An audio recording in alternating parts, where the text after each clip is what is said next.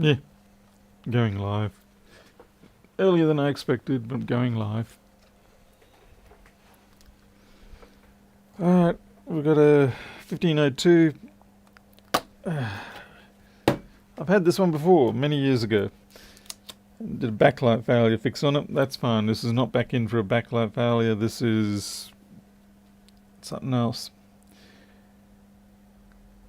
Let's see what sort of current it draws. Hey, Bunty. Ah, 3, yep.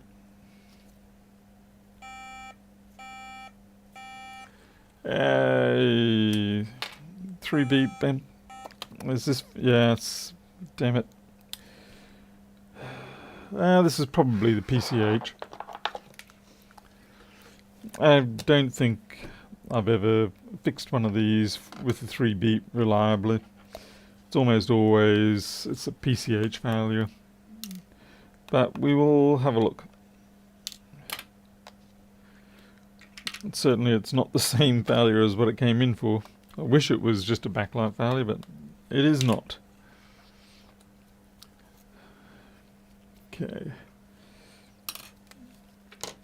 But yeah, this came in from a Byron Bay shop originally, well, back years ago. Back when, like, to give you an idea, like, you know, that's 1189, whereas I'm currently up to, I think about 2.5. Basically, it's 1,400 jobs ago. So yeah, it was a while ago.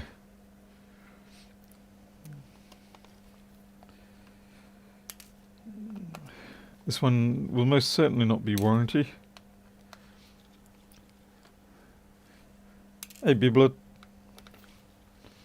Surge, Arella, Reaper 99.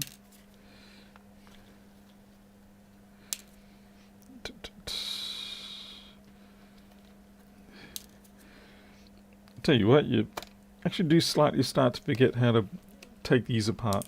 Not really, I mean, it's more like you forget the optimal path that you used to have.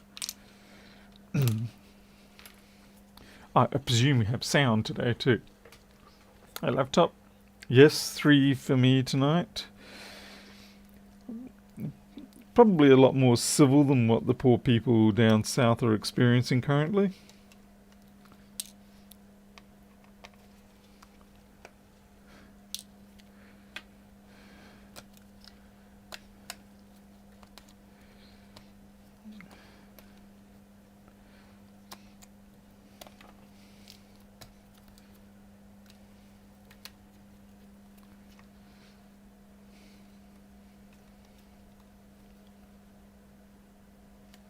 No, we don't try to take the fan out with this one.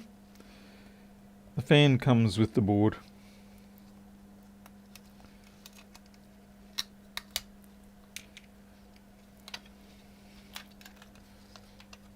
Oops. But you got to remember to take the backlight flex off and the microphone flex. There we go.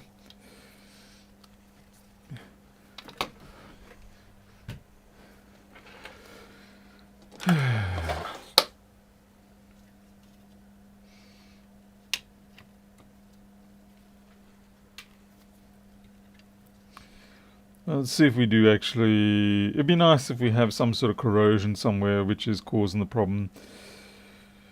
But I have a feeling it's just age related. Hey Sylvia, Adam, Martin. Alright, let's have a look. See if we can find anything corrosion related regarding the RAM. But like I said, I'm mostly expecting this will end up being a PCH / end of the road situation. I can tell that this one has been through the ultrasonic cleaner. Not perfect, but not bad either.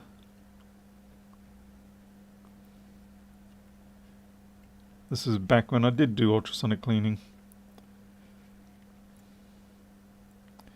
back when you can do it without having a 50% chance of the board not working because you did it. Okay, so that would have been my checking for backlight issues. Okay, we've got a little bit of junk there. Seems okay though.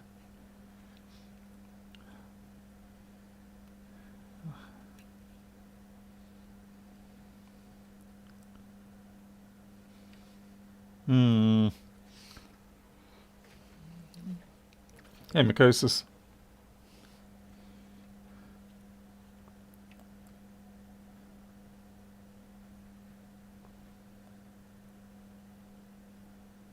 .78 gig.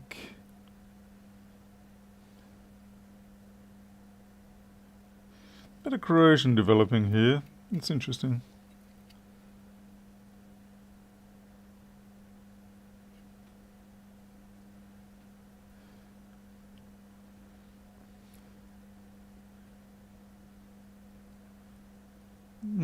That's interesting.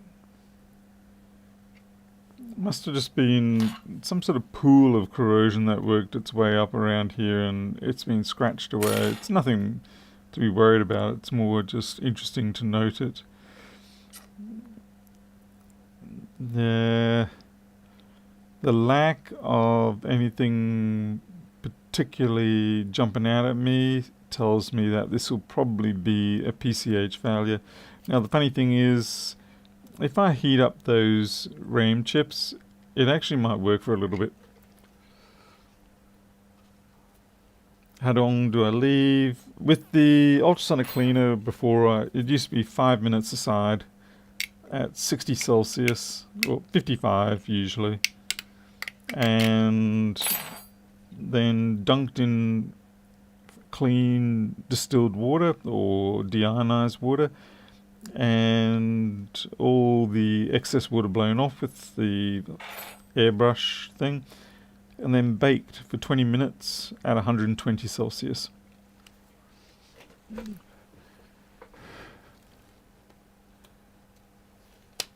There's Stationalist, a def pump. So yeah, chances are if I go along and I reflow these, it's going to be good again, but most of the time it's just simply because you warmed up the PCH or something like that. I've never had this fix stay fixed, as it were.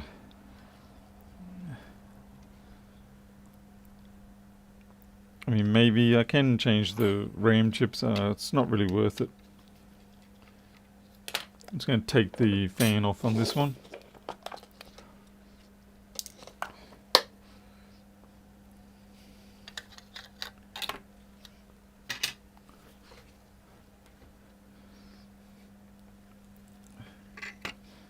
There, so what we'll do is we'll just go along, we'll walk it across, get them up to temperature, reflow them, just to prove the point.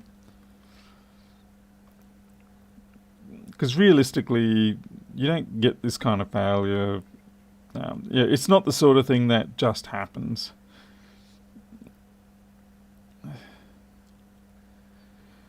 Ah boy, that J tag's probably going to get destroyed.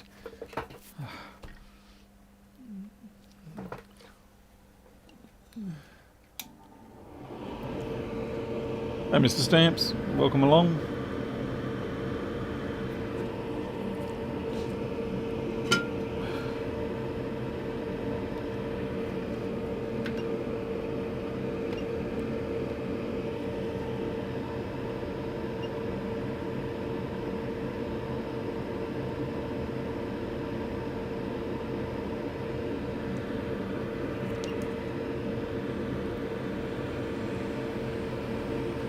This sort of takes a little while.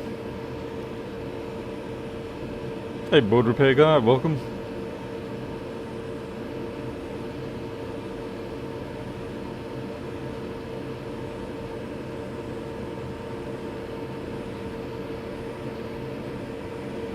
Just trying to throw some heat into the board before I start getting aggressive.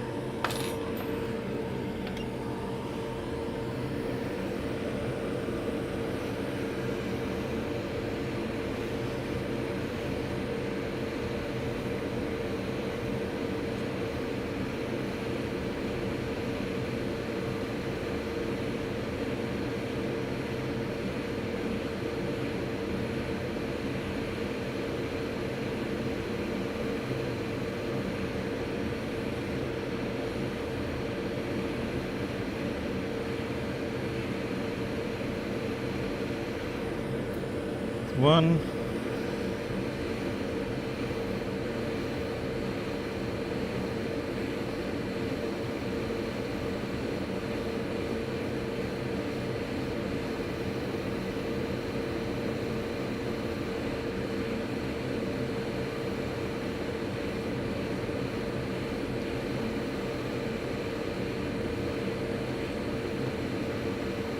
Two.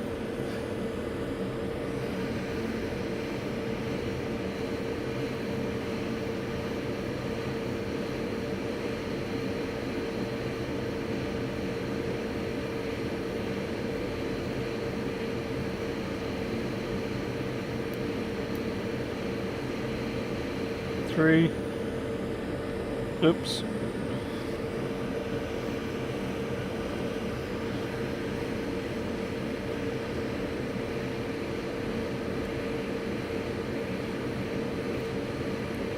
Four.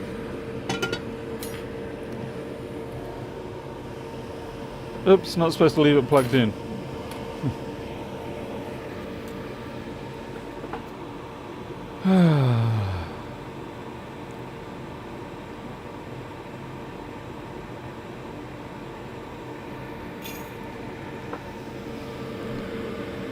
At least we didn't melt the connectors. I'm happy about that.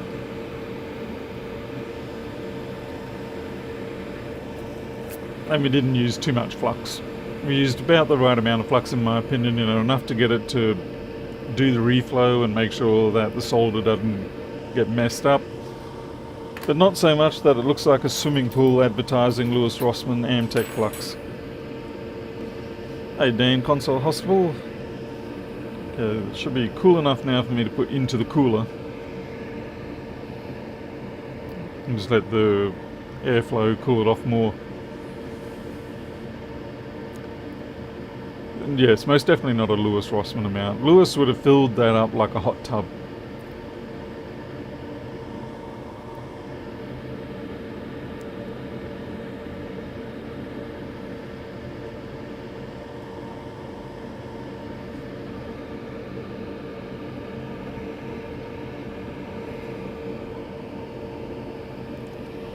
Why is the meter showing 20 volts?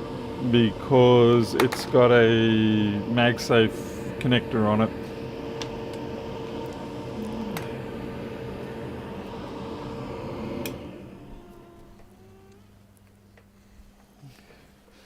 And they're not really the most intelligent cables. They basically just say, give us 20 volts and that's it.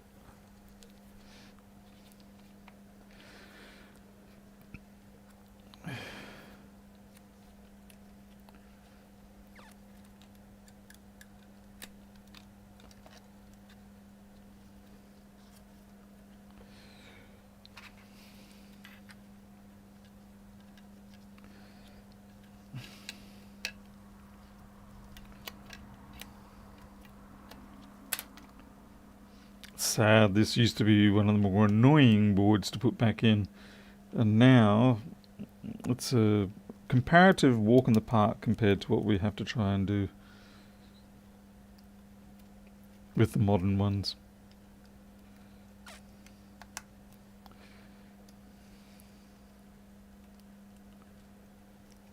Okay, I feel like, yeah, that's better.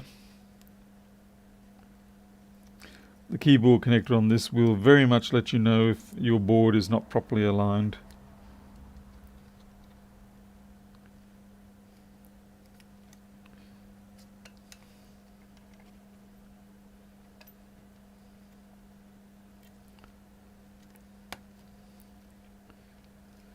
Plug the speakers in because they are going to tell us everything, at least initially.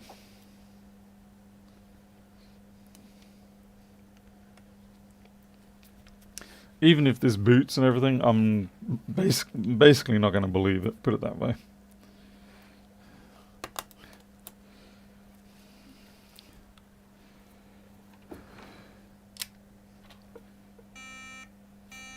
PCH is probably 90% likely.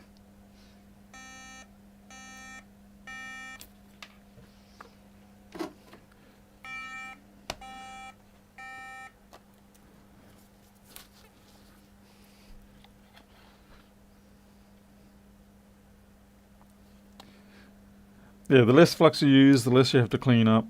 Obviously, you want to have the right amount of flux so that the joint is the most important part. Yeah, this is basically a dead-end board, really. It's not worth me trying to replace those NAND chips with some others. You can just go out and get a 4924 board. Cheapest chips these days. In fact, I've probably got a few. I don't know if I've got any that are 2.78. And which one is 4924? Let's see, what have I got? Let's have a look.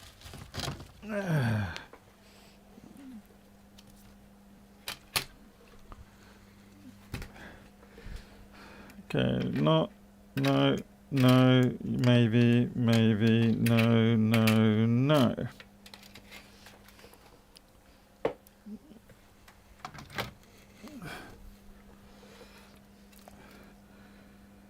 .98, so if this works, it's a superior board. 2.78, this would be an identical board, but this one is destroyed. Why is this even... This is strictly a donor board. It's completely wiped out there. You're in the donor trash, buddy. How'd you try and sneak out?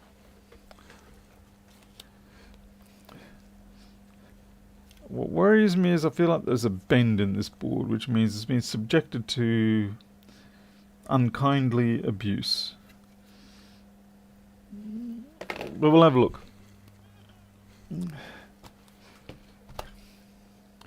And if the person wants their data, that's fine. That's easy enough to get. I can just plug that drive into another machine, or I can plug it into an external adapter. There are plenty of ways to get the data off of these, at least. Anyway, let's see if this does anything, or if this is just a lost lie on my workshop stack.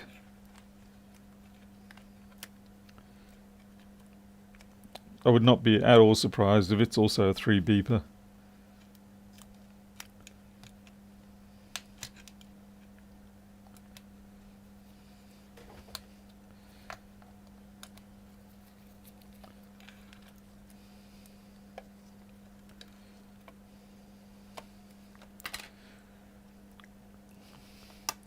We'll just put the speakers in, the power in.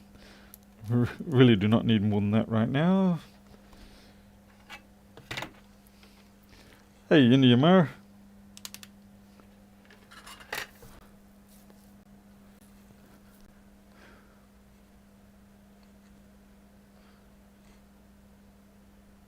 Except this one's not doing anything at all.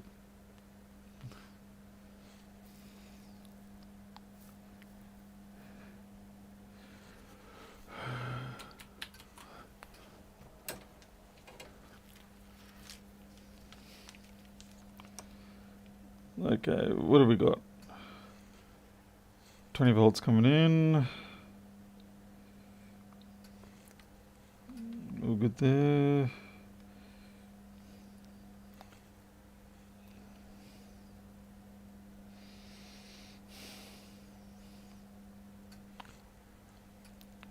Interesting, by all indications, this might be alive, but not. It's dead, Jim. But not as we know it.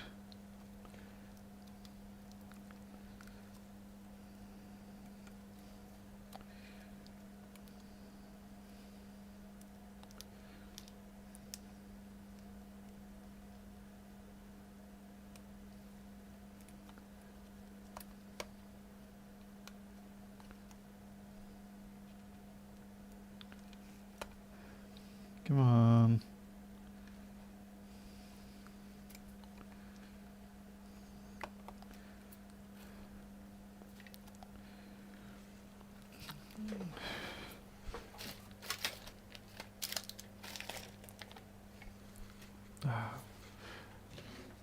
Just looking for my test USB stick.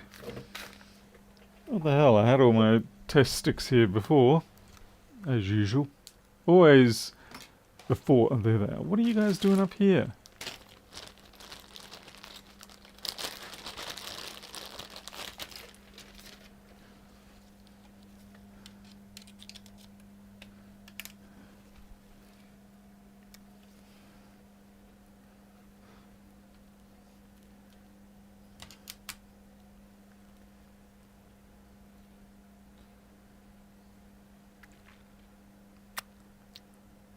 Yeah, nothing coming out of that one.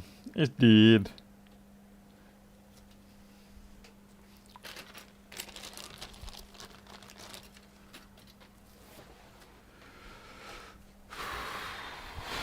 Let's see if it's even posting any sort of 5 volts or anything.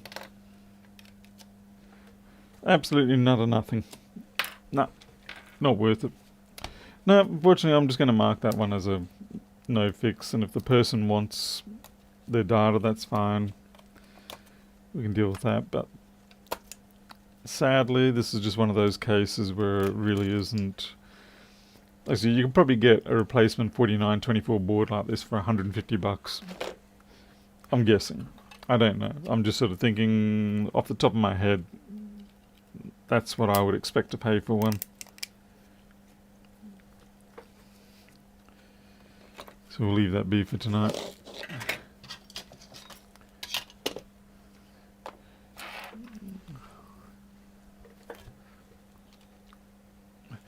Those screens always look horrible. It's just, it's part of what those screens look like.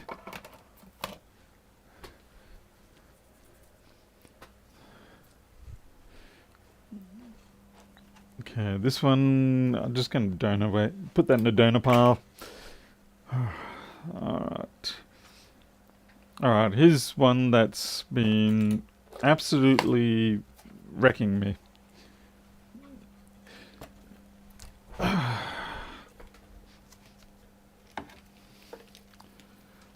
Now, the history behind this one is that it's got a couple of histories actually.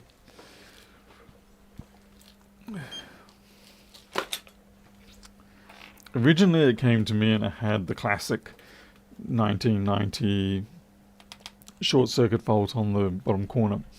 Not a problem, got that fixed, everything was good, machine was fine.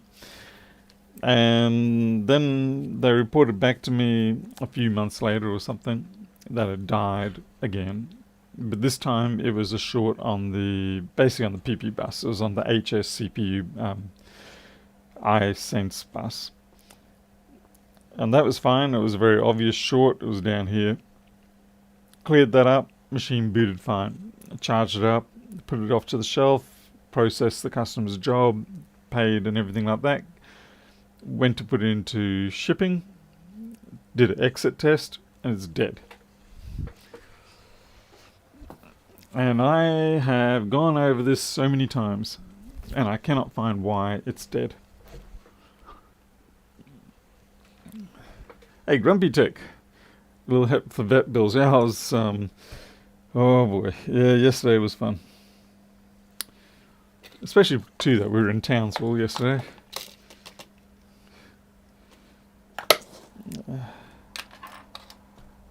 Thank you for that, Grumpy Tech. That covers the fuel getting down to Townsville, which is good. Okay, so what this one now does, I'll show you.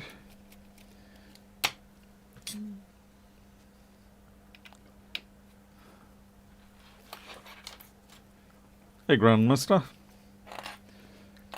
Okay, it has multiple behaviors. Sometimes you'll plug it in and it'll do this 5 volt. Now watch when it changes over to 20. Okay, that's fine, and it usually starts stuttering.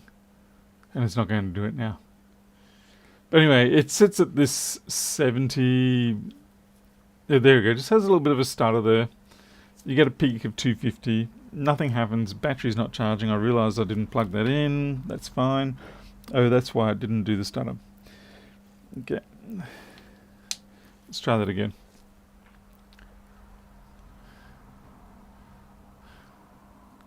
Yeah, see how it's flickering like that?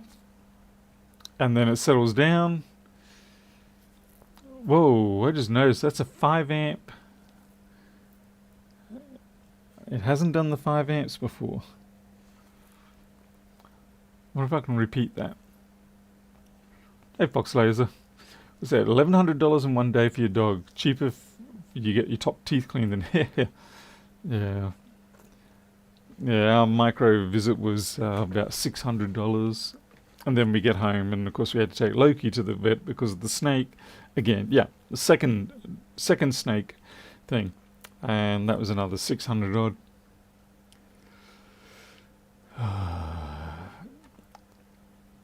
I'm going to see if I can get that 5 amp behavior again, because if I can get that to repeat, there's a chance I can get it thermally. Oh, and that's the other thing. It will persist with this. Okay, that's because I need to reset it. Now, I have put a working board in here, and the chassis is fine. It charges the battery. There's nothing I can blame on, and I've put this board into other known working units, and it's the same behavior. Now, as far as I'm concerned, it's got to be something, or most likely something, to do with the PP bus, the power rails drawing in from the battery, or USB-C. I just don't know. Okay, let's see if we can get this. Oh, and now it does this stuff. Okay, what it's doing now is it's 20 volts, 1 milliamp. It's essentially nothing. It just sits there. Oh, here it goes. Fires off now. I don't know what to make of it. I have replaced the ISL. I have replaced the charge MOSFET. I have replaced the HS current sense resistor and the amp for that current sense resistor. It's really weird.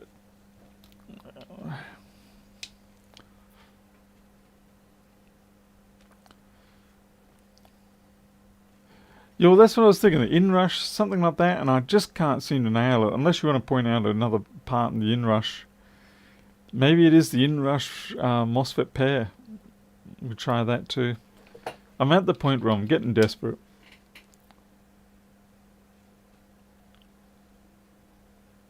What's frustrating to me is that it worked. There's a long delay there, isn't there? The oscilloscope's not going to help me much, unfortunately, I don't think. Because it's not really a comms issue. It's something... Yeah. It's just frustrating that it worked for a day, perfectly fine, gave no indications of issues, it charged the battery and everything, and then I shut it down and it just dies.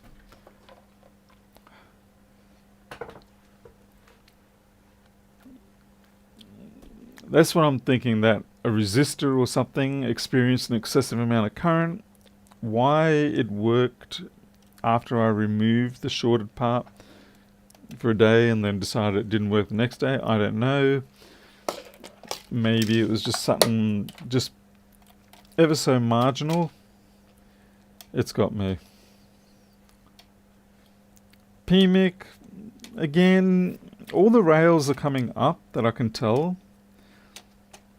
Like if I go through on the diagnostic sequence and I check all the rails, pretty much everything is up there except it won't fire up the S5 rails, like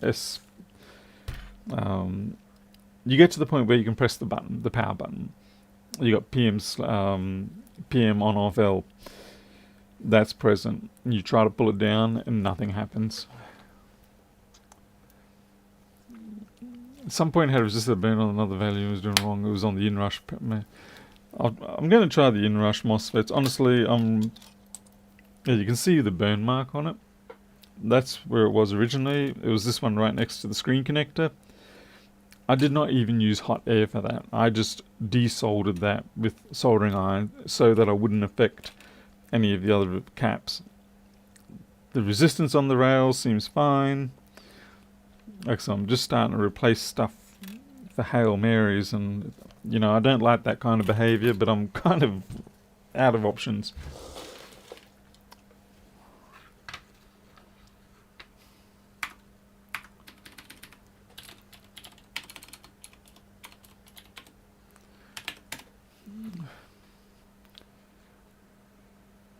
What?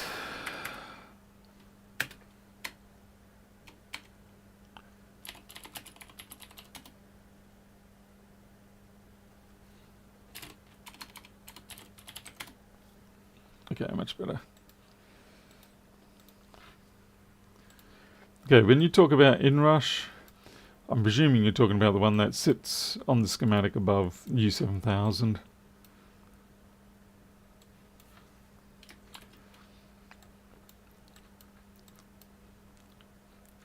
You're talking about this pair here, or anyone in particular, or just both?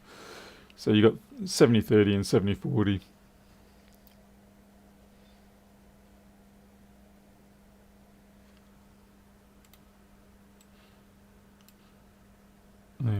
Yeah, so you got these two here. I mean, it's worth a shot, I guess. Thermal's not going to show me anything really, unfortunately. Blaskoroxy. I have a few Samsung 860 EVO SATA SSDs that didn't get detected on the PC. No BIOS detection after a few months to connect them again, and they got detected again. Yeah, I don't know about. Is that a firmware issue or something?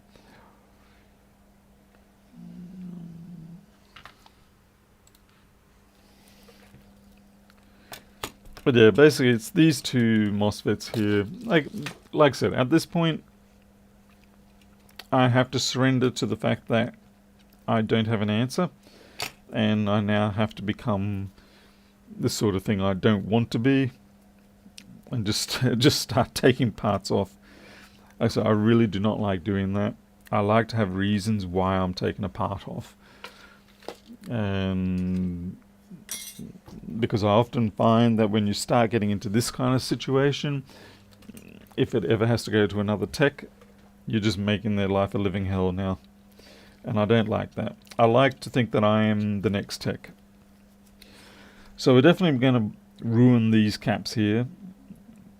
They've got 3 caps here. They're definitely going to get ruined in trying to get those MOSFETs off. It's just inevitable.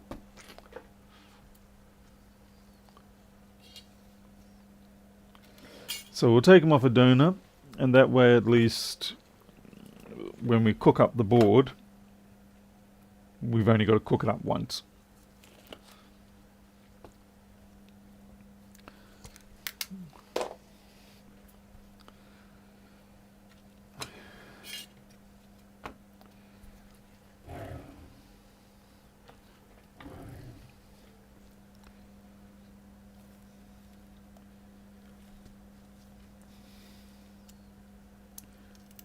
Try and get stinky, smelly stuff out of the way. I wonder if I can just take that connector off while I'm heating everything up. Some pretty rainbow colors coming up from those caps, just from the structure of the layers, causing diffraction effects.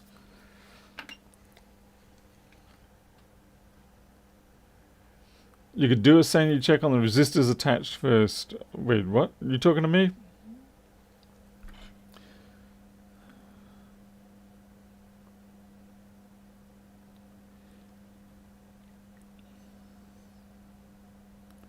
Which resistors are you referring to? Because I have checked the 4.7.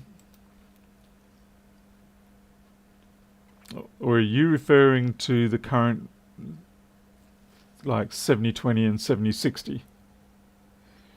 Hey, MacGyver Tech. Ah, yeah, I'm sort of losing my brain. Nothing unusual there, is there now? Yeah, or are you referring to like that current sense resistor there, and what's that one there? That's 7718.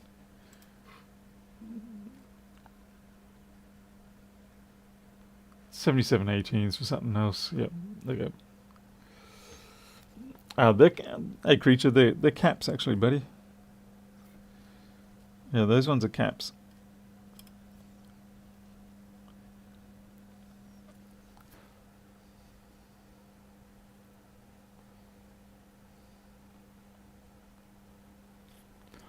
Dan, on the current sense lines, I found them to be pretty much the same.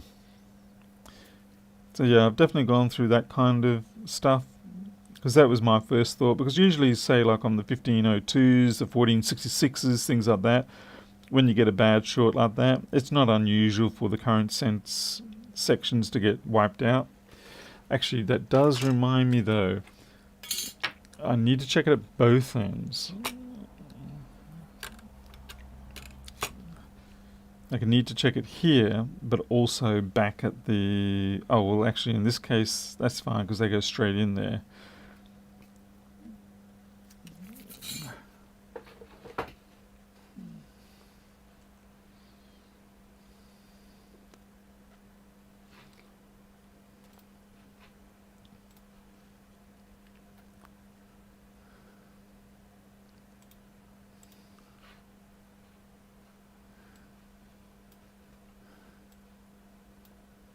Yeah, so this is all good.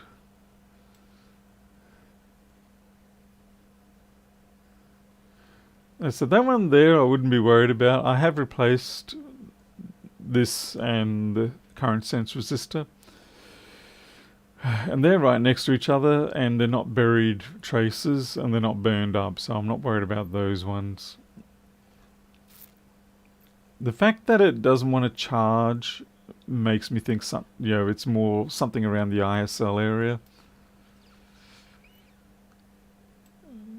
If it was on this section, the HS current sense, I would expect it to potentially still charge the battery, but just not power up properly.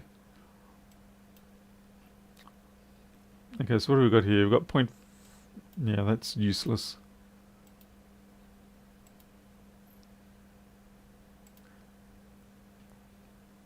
Who the hell made that zeros? What? Where's my good board? This is why I like having my reference board.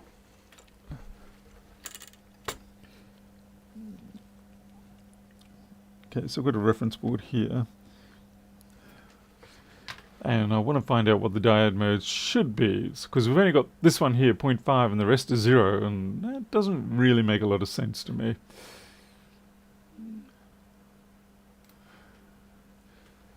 Because if anything, there should be 0.5 for the two on the sense line, the actual data lines. Okay, they can be different. Not really, actually. They should be identical. What am I after? Diode mode. Hey, Cypher Labs.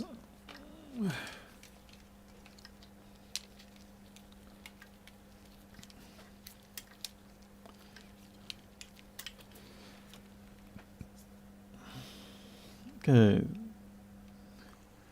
Okay, so yeah, 0.54. Yeah, they should all be 0.54. And if you understand what it is that you're measuring, then it makes sense that they should all be 0.54. Although when it comes to diode mode values, the first digit's about the only one that you care about. People who like to go down to, again, 0.54, it's pretty much dead on the money there. This is the faulty board. 547. Oh, I was really hoping that was going to be open, but it wasn't. So measure them here, 547, 547, yeah. So what we're going to do is we actually update the data sheet here. Schematics. Edit the open board data.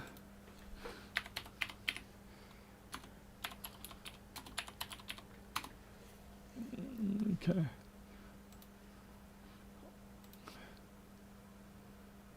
Okay, so now people will actually get the correct values.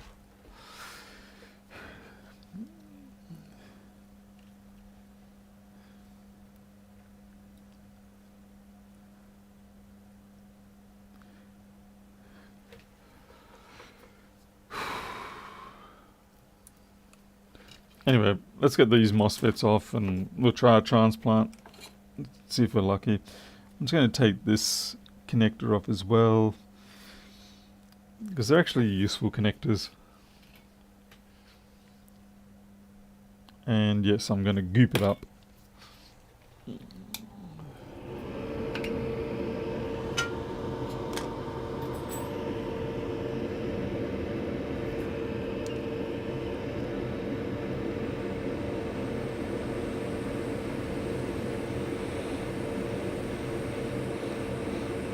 I may even actually take that inductor just in case. You never know.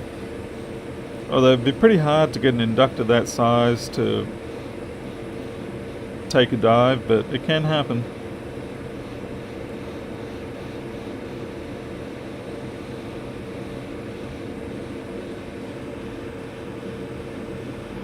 No image. There you go.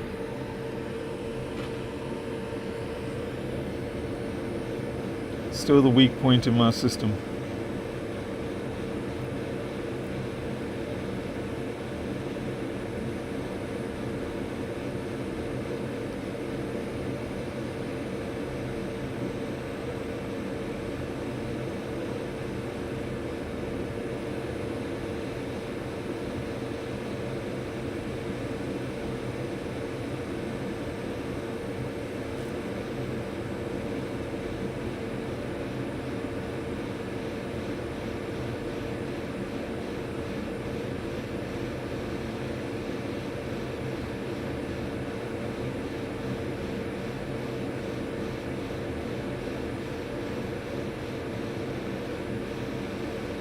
Nah, fucked it up. I mean, oops, I messed it up.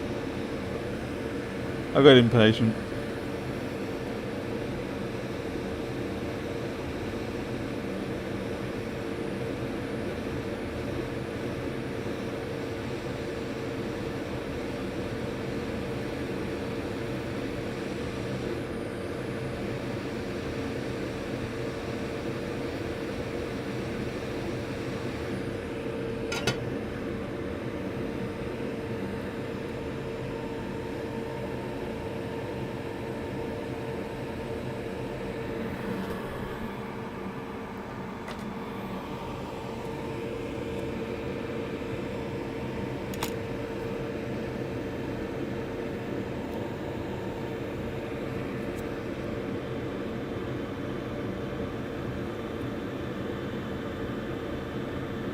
Actually, what is that? Is that a defect mark? Is that...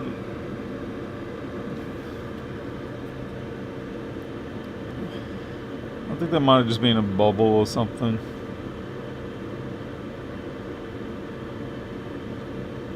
I think it might have been a bubble of varnish, and then when the number was stamped on it.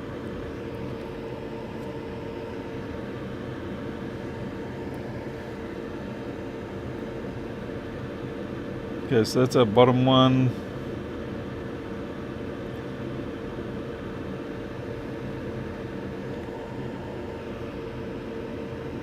Christmas bauble, yeah. And that's our top one.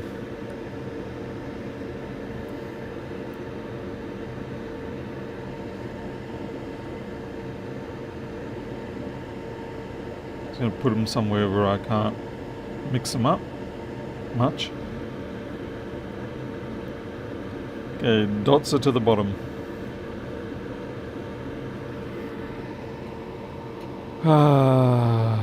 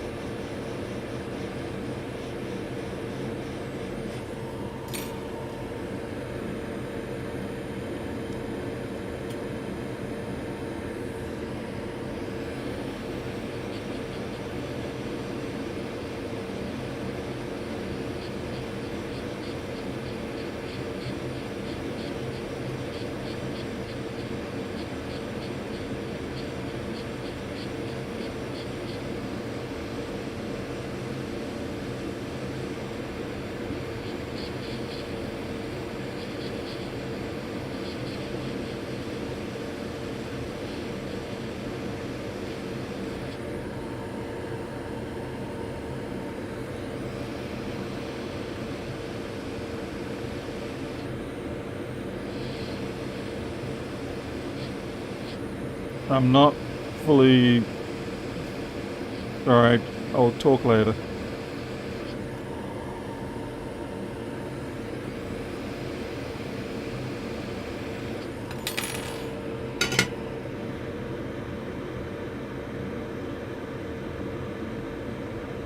Okay, we're at J5 cent level now.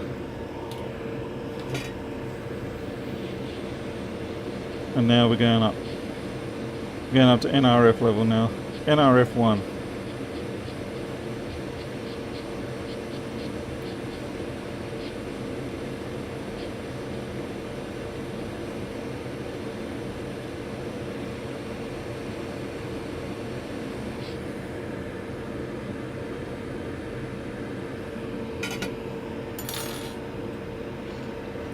Oh, hell.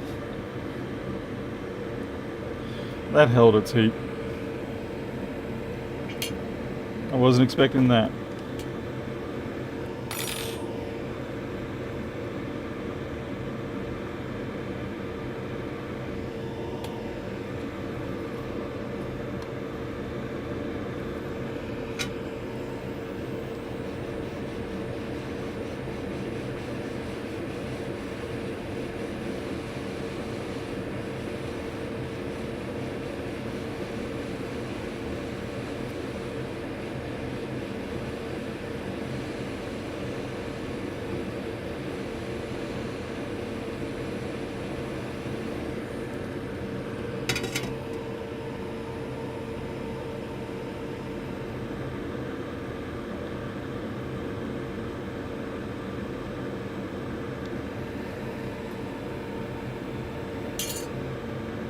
Well, at least the plastic connector mostly survived.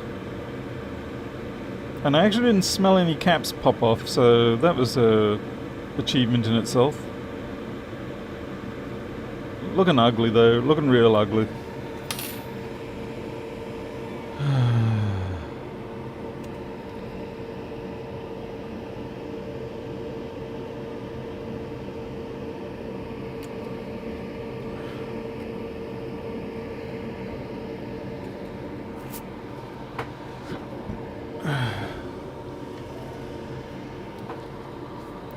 Well, we've got a spare coil if we need it.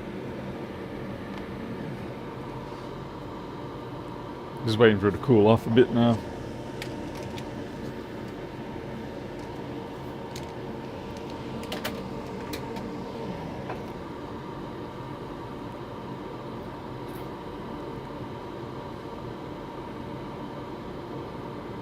Is there any way to increase the font size? The line that reads file view. What? Is it increase the font size of the line that reads file? Oh, the menu line. You should be able to just increase the font size. Honestly, that's all you should have to do is just increase the font size. Okay, so this is the new version of the program, but basically it's the same thing as you go to preferences, and you should have a font size option in here and just crank it up. It won't be the same as this, but it'll be the same principle.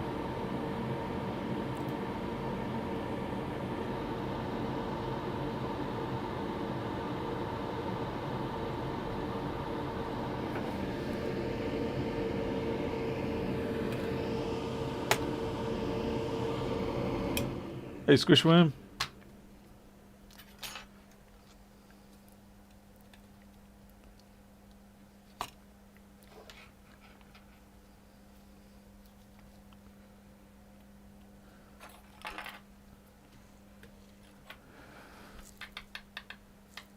It's doing the same crap.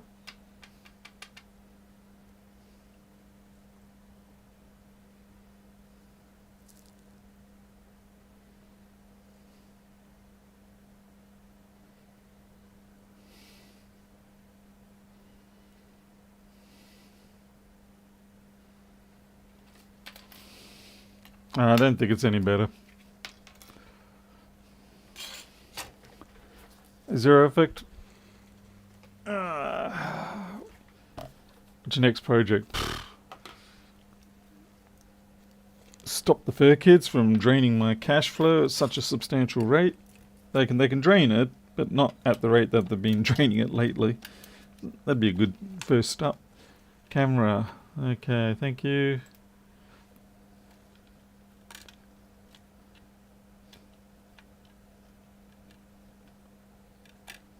Okay, B-Blood. Chris F.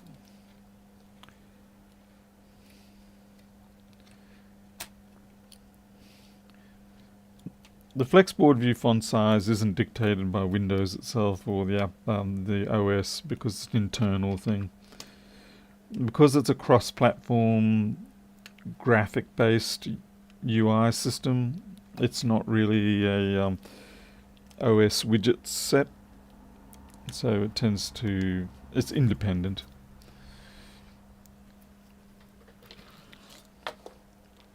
Any chance you're seeing a thermal camera?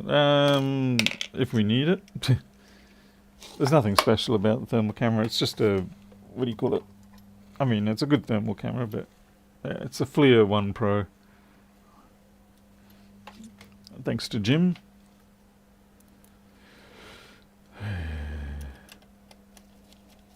And I'm more than happy for the feeding cost of all the cats and everything, but geez, the vet bills are just being ridiculous.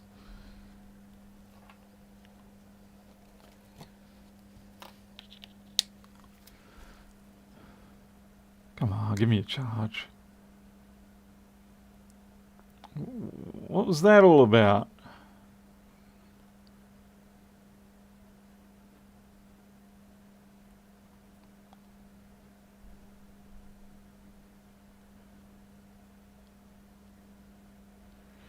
Well, yeah, the thing is, it did work. It worked for a day. And I was doing tests to make sure it was okay. And then I was happy with it, packed it up.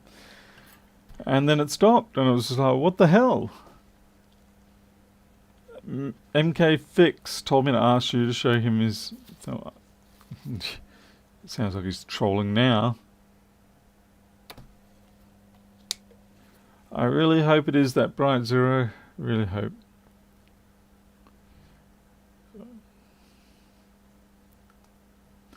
It's the other weird thing is, notice it doesn't drop back to 5 volts in a hurry. You basically have to disconnect everything to get it to go back to 5 volts. It's like something gets latched or something doesn't discharge properly to disconnect the gate.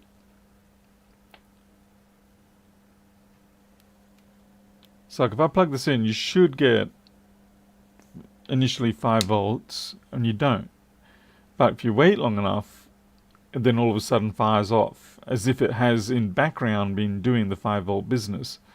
We're stuck at the 1 milliamp crap now. Oh, here it comes, yeah.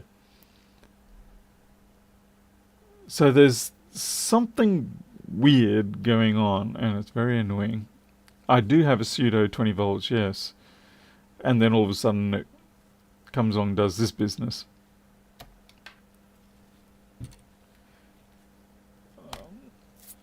Do the ports work fine without the battery? They will all get 20 volts, yes.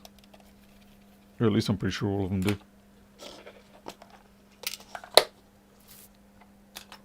So like, there we go. Plug it in that one. So we've got 5. It takes a little longer than you... Okay, there we go. We've got our 20 volt negotiated. A MacBook fixer.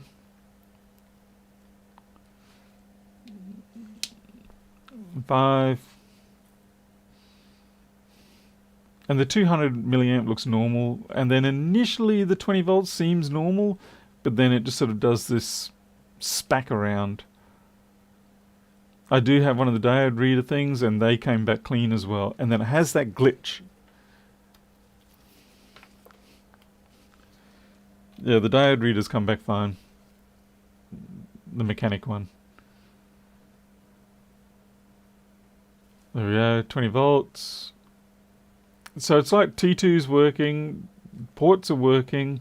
There's something common in here that is not happy. Sure it's not the PMIC. I'm not sure. That's interesting. That just actually pulled itself back to 5 volts to negotiate. And we're back up there.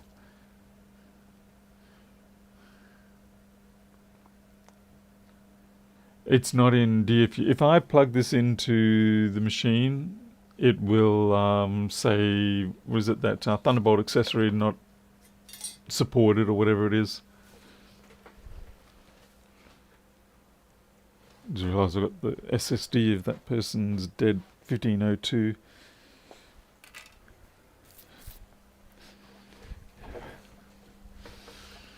Could be firmware. Which firmware?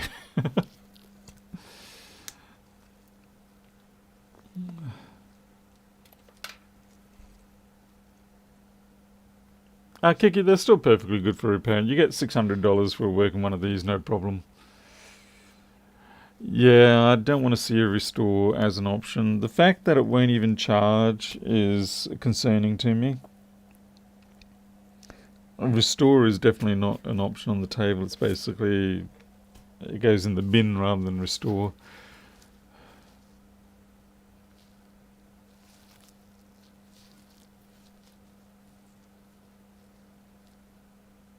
Maybe the Thunderbolt controller is somewhat gone. Yeah, one of these. I mean, that's possible.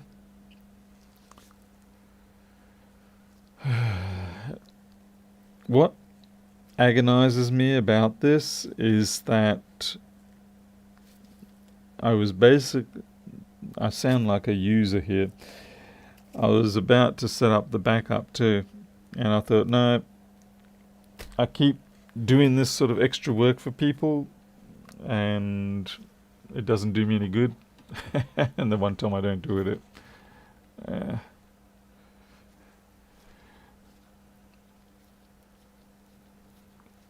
edge lines, the diode reader are connected. What? The edge lines on the diode reader are connected to it on the USB. I'm not sure what you mean by that.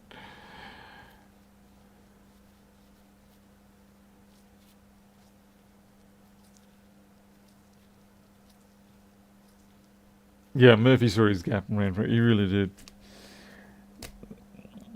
And I mean, I don't have a problem. Like, I'll just refund the job cost minus the bench fee. That's fine by me. It's just more a case of I'm flabbergasted by the fact that why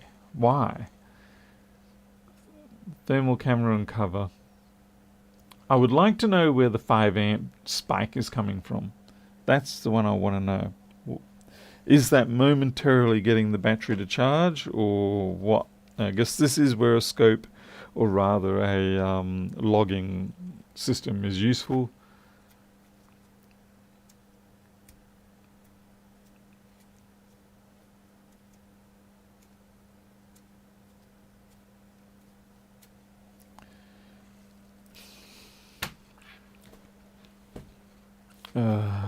Either way, I'm just, like I said, I'm just flabbergasted.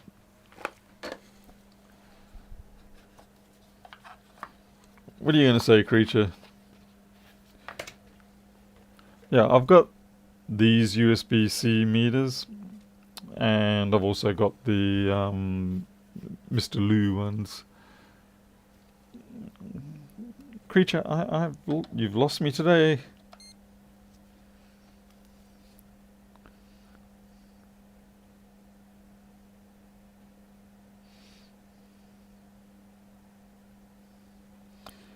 .34s, 22s, and OL, that's all balanced. They're all balanced there. More than anything, that's what I look for when I'm looking at these meters, is are they balanced?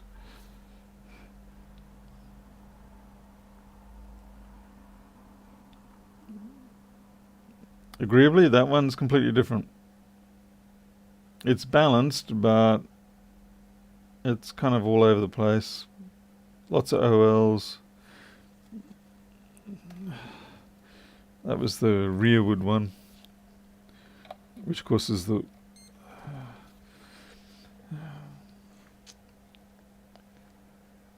Hey Minitum, yeah, we got winter tonight, 3 degrees. Okay, this is the same. 75 OLs and 22s.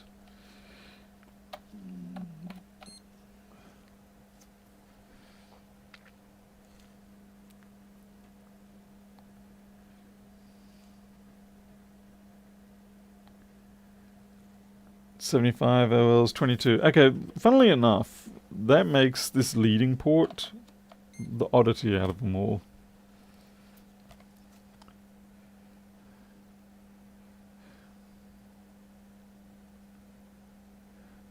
Because this has got, like I said, it's all balanced, but it has very different values. It's got diode mode values where everyone else has got OL values. But that could be because of the fact that it is the recovery port as well. So I suppose one thing we could try, since that is the one odd port, is actually swap it. Like I said, we're getting into dangerous territory here because we're simply swapping stuff for the sake of swapping stuff, and it's very hard to make sense of it.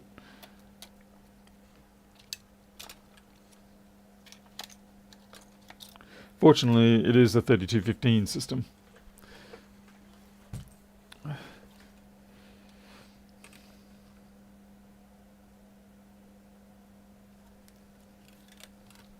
Oh crap, which one did I say it was?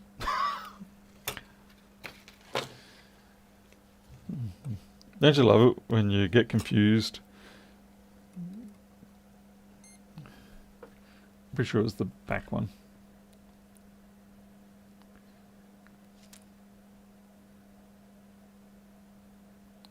No, it's actually it's the front one. So it's this one here.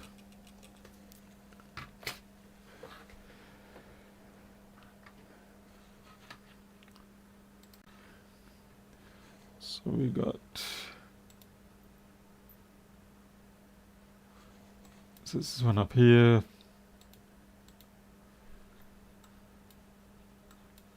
Yeah, so it goes to 3100.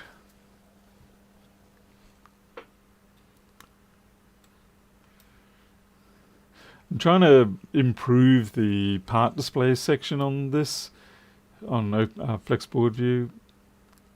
It's like, you know, these are all the different parts, and you can see the highlight up here as I hover over them, and if there's anything nearby here, yeah, it'll highlight them as I go over, and you can expand them out and give whatever.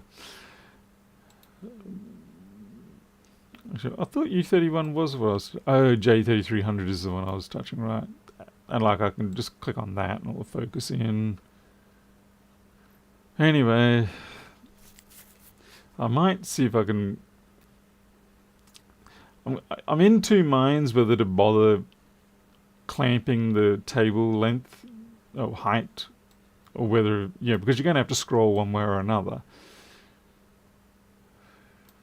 You don't always end up with super big chips. Yeah, so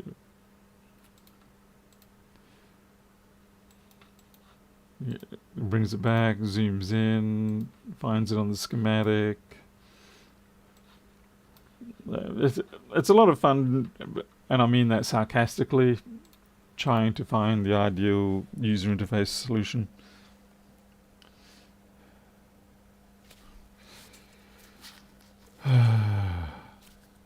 What's this? I didn't mean the 3215, but U2800. U2800. Oh, yeah, you're meaning the Thunderbolt chip itself. Yeah. Yeah. You know, I actually kind of think you're talking about this one. Oh, yeah, this one here. I actually kind of think it's probably worth a shot, to be honest. I sooner think it would be the Thunderbolt chip than it would the 3215, so I do agree with you on that one, Neil.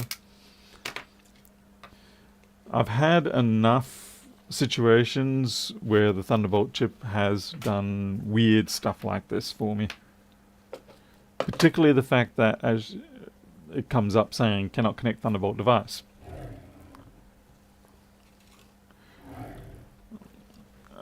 So I'm not a stranger to replacing these things. Can't say I'm keen on them, but I'm not a stranger to it.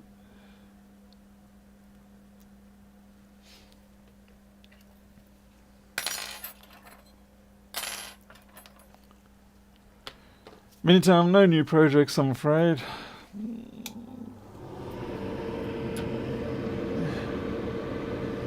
Right now, it's more a case of try to keep my head above the water, in all honesty. I mean, I know it sounds sad, but it's just how it goes. Mostly I'm just focusing on getting Flexboard View to be as good as I can get it. I mean, I spent the last 2 weeks improving the TiVo View parser, just so that I could go from 1% failure rate to about 1/4% failure rate.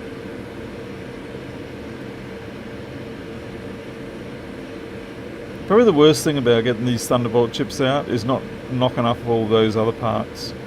Like that. I need to get my lifter. Why am I using tweezers? I need my lifter.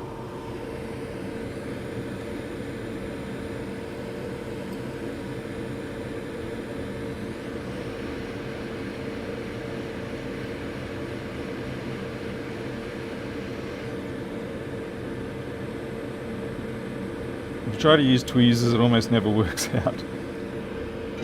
And I've got some pins connected there still. Gotcha.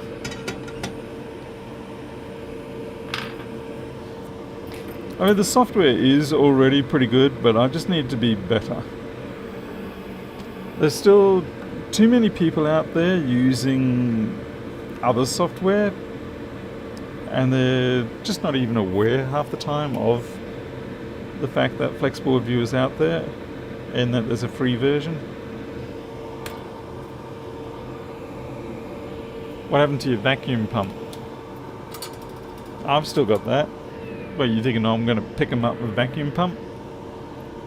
What do I look like? Joey? That's what we've got lifters for, bro. Lifters lift.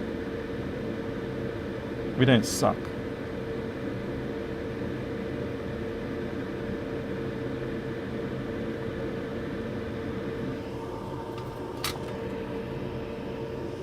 Advertising is tough, yeah, and really it's more than advertising, it's more just its awareness factor. It's kind of terrifying how many people aren't even aware that Flexboard View exists. I blame Lewis Rossman for that entirely. Since he basically just left me abandoned in the wilderness, like a bad parent, yeah, it's been tough going. Every now and then he'll message me and say, "Hey, how you going?" I'm like, "Yeah, thanks, Lewis. You know, how about you save me?" And he's like, "Ha ha ha, see you later, loser.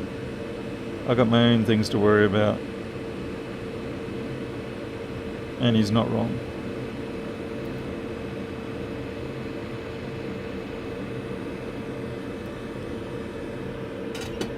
I haven't finished there. My thingy just bent a little bit. Okay. Yeah, always blame Lewis. That's the fundamental underlying principle of board repair.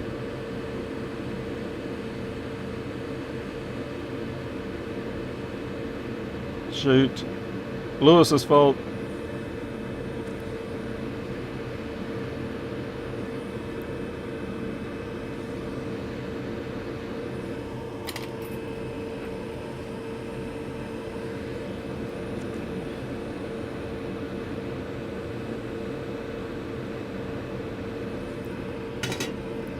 Oh yeah, I mean, I don't think any of us could ever go back to Landrex.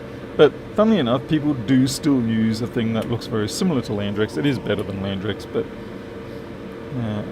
and even now that we've got the XCZ PCB support, people are just like, what? Oh, anyway. Good on you guys. Get me all fired up. All fired up like an angry man yelling at the cloud.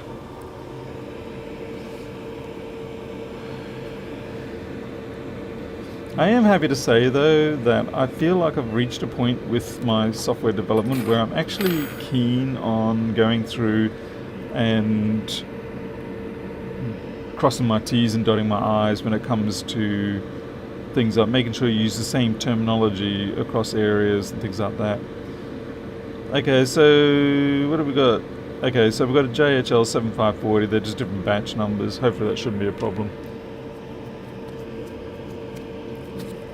Sent you a photo of my screen in the general chat on Discord. MacGyver Tech. What? What's MacGyver Tech doing to me now? What do you want from me, MacGyver? I can't fix everything.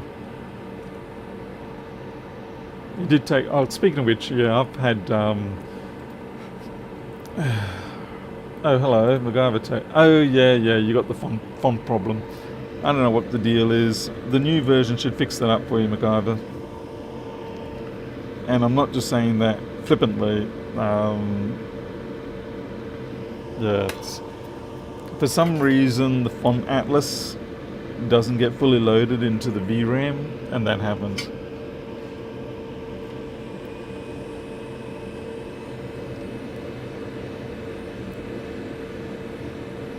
And I'm hoping the new dynamic font system that ImGUI has, and hopefully SDL3 is fixed up, we'll actually have a chance.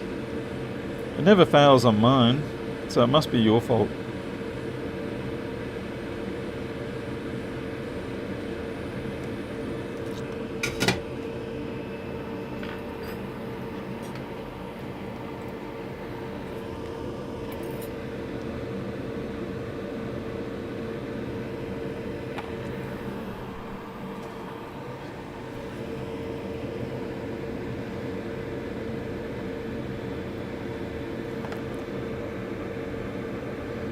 These chips can be a little bit annoying, but they're not the worst. They're just more bulky.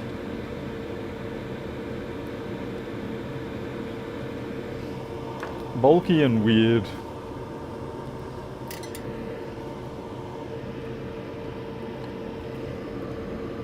Especially when you're used to just dealing with little tiny glass chips.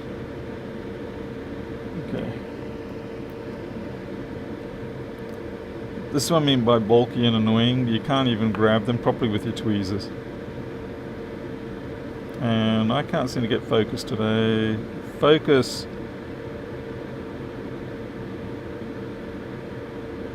I need more flux.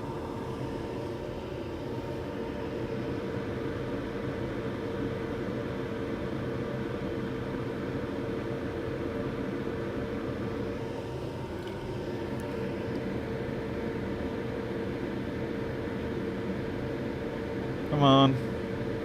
Wow, you're going to be difficult today. Alright. You're going to have to use the big blob. What do I think about Delphi? I never really had a chance to get much into Delphi.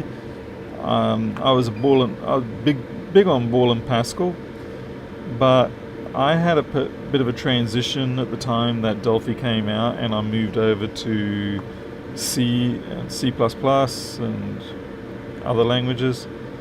And so I kind of missed the train with Delphi, which is funny because prior to Delphi I had bought basically every single Ball and Pascal release from Ball and Pascal 4. Well, back then it was called Turbo Pascal, and then it changed to Ball and Pascal. I haven't finished with this chip yet.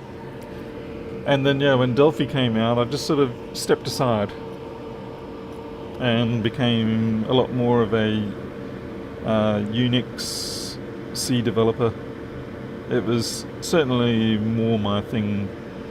I mean, I loved Pascal, and I did a few commercial applications with it, and it was my first commercially sold application, which was for doing aircraft wing sections, and it was great. I loved Turbo Vision. I thought Turbo Vision was the ants pants when it came to making really nice text mode user interfaces. And someone had a mod or a library that would allow you to produce a more graphical looking one from that setup. I loved it. It was great. But when Delphi came out, I just sort of went the other way. I think primarily because I was more in Unix and also OS2. Whereas Delphi, of course, was predominantly, was Windows. And Windows was just not my thing. Okay, so we've got a number of pads down there that are a little bit greyed out that we're going to have to deal with. And of course, nowadays, though, if you want to get into Delphi, that's fine. You can get Lazarus, which is nice and cheap. But that's long gone for me. I still have all my original source code from my Pascal days. We're talking stuff from the 1990. onwards.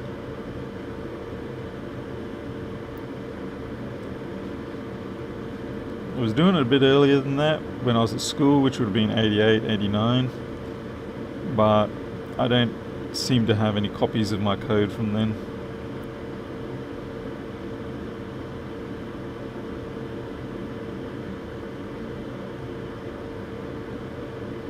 Okay, I'm going to paste this thing up. I know the balls are uneven, but it's okay. They're leaded balls anyway, so it's going to come out the same. Zero Effect, yeah, that was a model aircraft. It was primarily to allow you to build entire wing planes and then have a transitioning foil from one end to the other. Like if you had a different change in your chord size or different sections. That's the only my stencils. And so it handled all that for you and then plotted out the plans nicely on dot matrix fanfold paper.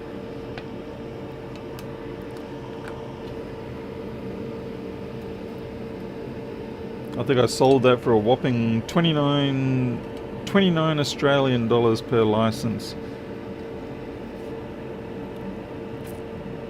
And I advertised it a few times in it's an Australian modelling magazine that I can't seem to remember the name of now.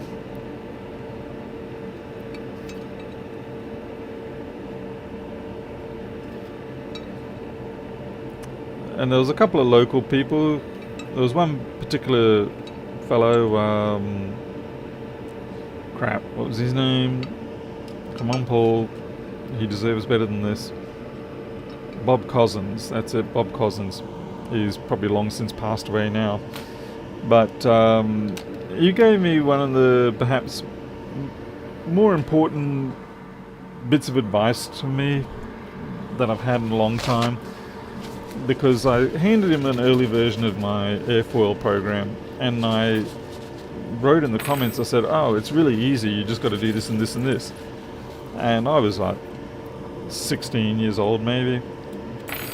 And he said to me, he says, you got to remember that what you find easy may not be easy for someone else. So don't ever assume that it's easy. So just, always try to... Don't assume the way you see it is going to be how other people see it. But he said it in such a good way. He was an excellent mentor without even trying to be a mentor. And that little bit of advice that he gave me is extremely important in my opinion. Don't assume it's easy for someone else just because it's easy for you. Yeah, you have the advantage of, you have the internal knowledge, you grew with your program, all that sort of stuff. So, of course it's easy for you. Yeah, we're just heating up some paste.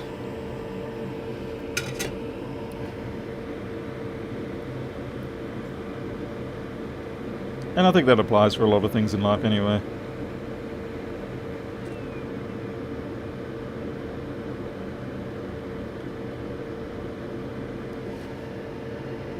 But it was nice to have it said to me in a way that didn't make me defensive or anything like that.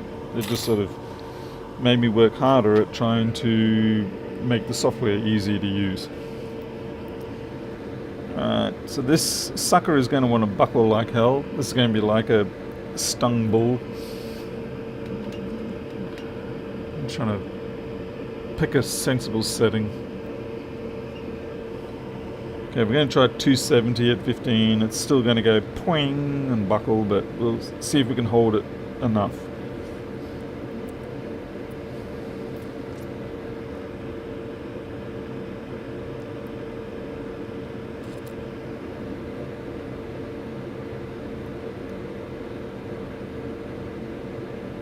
Oh, there it goes.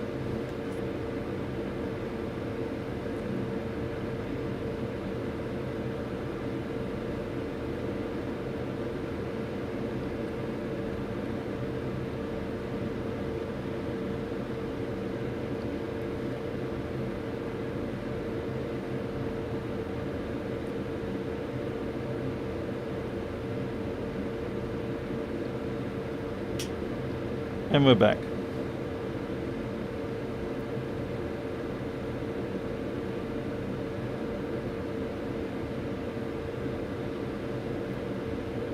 I think I'm actually running the problem of I'm running it maybe even a little too cold, but we'll see. Because it's a bigger chip and it's taken quite a bit longer to come up to temp.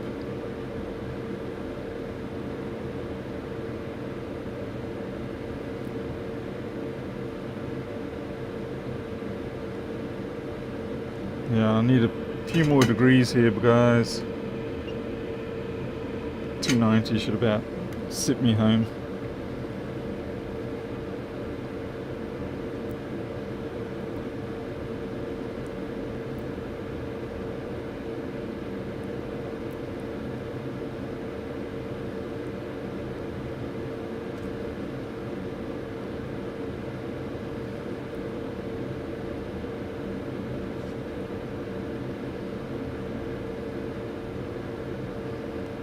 This is not a happy reflow.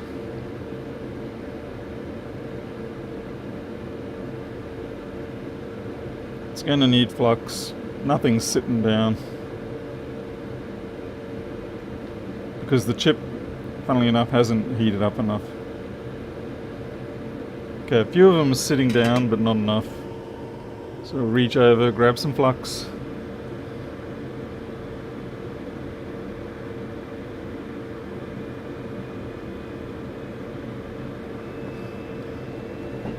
Come back at it.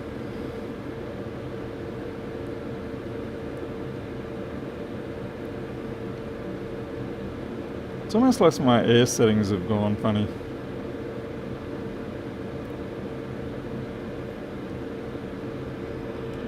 Hang on. Wrong.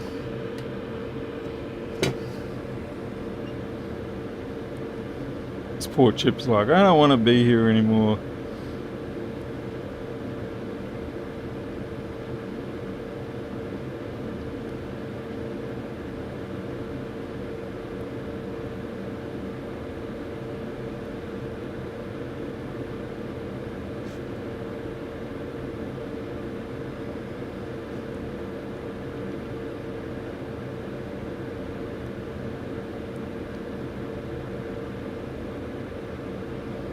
No, this is not going well at all.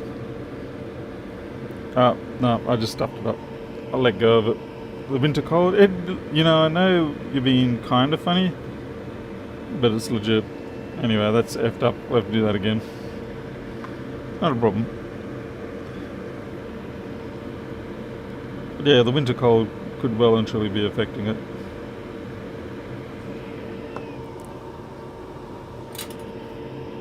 Especially too that underneath here is a metal plate.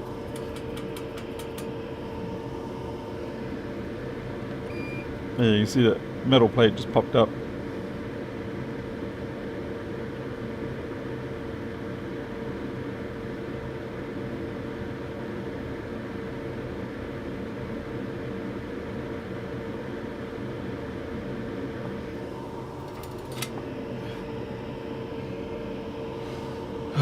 Let's try that again.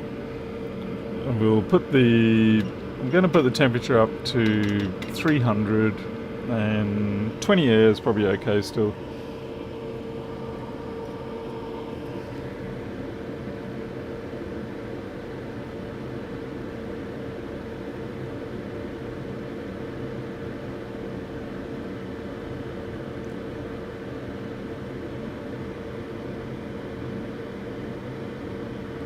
Yeah, that's okay. Go the full. I don't think so, Tim.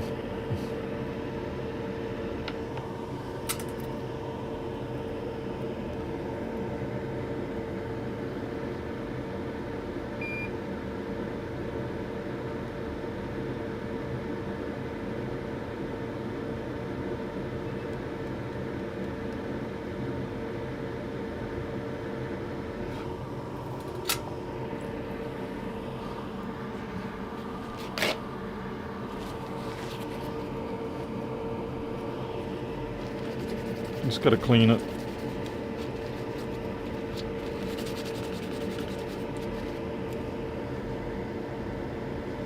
That's no good.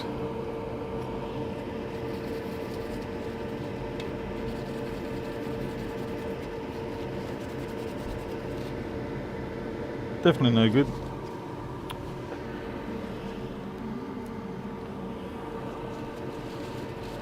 Bigger nozzle, yeah, maybe.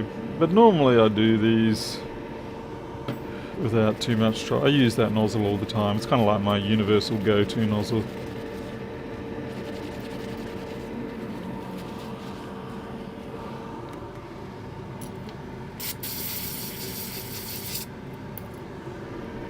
I think just compensate for the cooler weather was probably all I needed.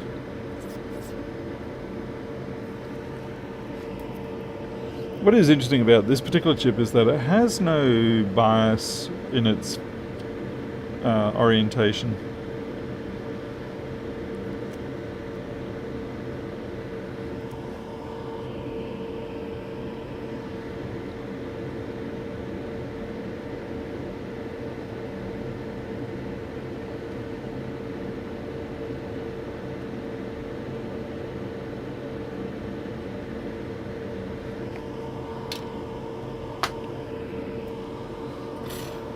Need to get myself a pair of those tweezers that have got the folded down arms on them.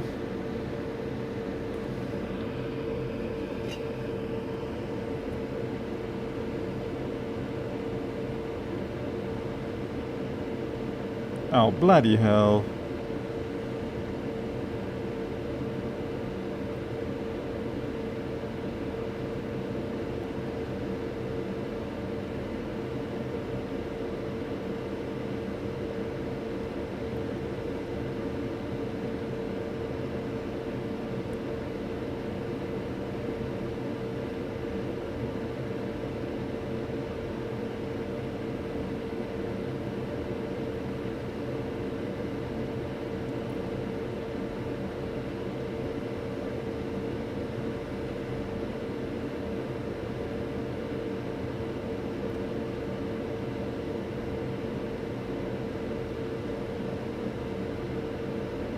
That is by far the worst reball I've done in a year. Thank you everybody for being here and experiencing my ugliness.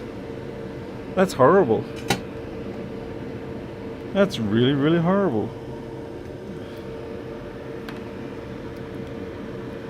Naturally it happens while you're on live stream.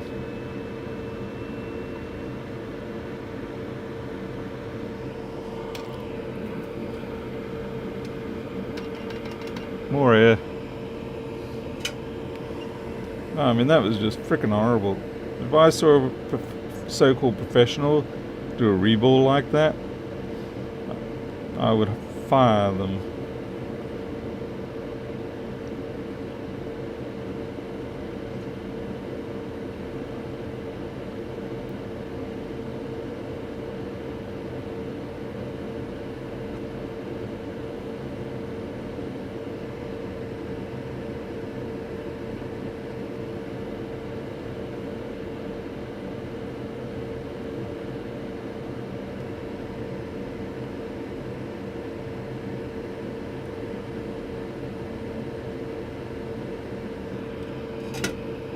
Call me Jays. Oh yeah, definitely. I deserve it. Yeah, look at all that. Oh man, I've got big balls, little balls, every ball, everywhere. Up, do it again. Don't give up. Just do it again.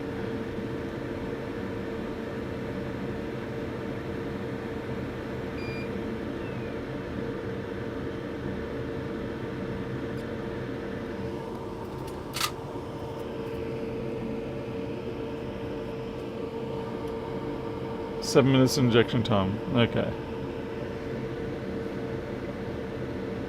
Thank you, Petro. I'll see if I've got another stencil. I'm fairly sure that's the one I normally use.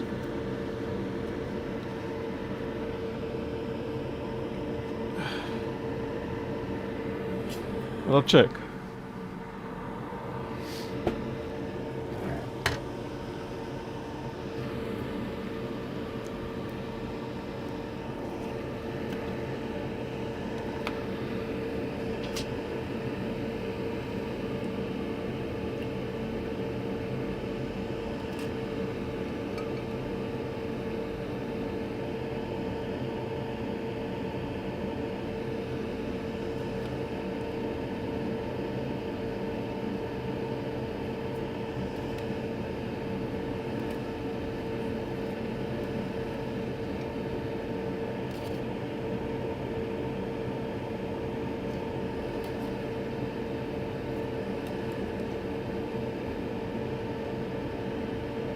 Yeah, I've got no excuses. That's the one.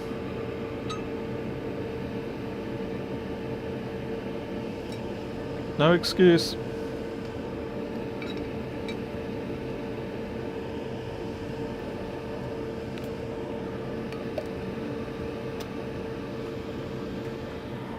Yeah, I think trying to get the temperature of the stencil up slowly enough, but also not take too long, because I think what's happening is maybe the steel plate under here is draining too much of the energy out.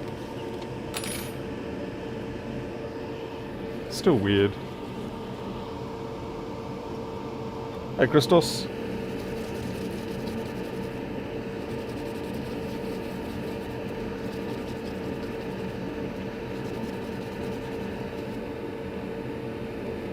I can't really blame the stencil either. I mean the paste. I know everybody likes to blame the paste, but the paste is reasonably okay.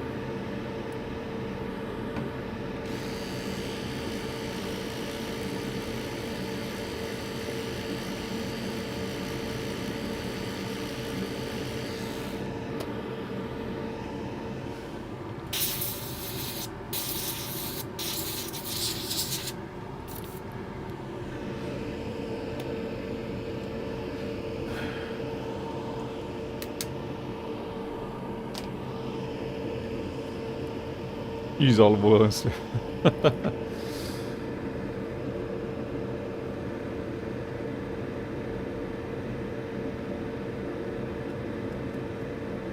That would make very edible chips. That would kill you. Ben, that is one certainly innovative idea, yes. The trouble would be trying to transfer it though. But yeah, that's a good idea. All things considered.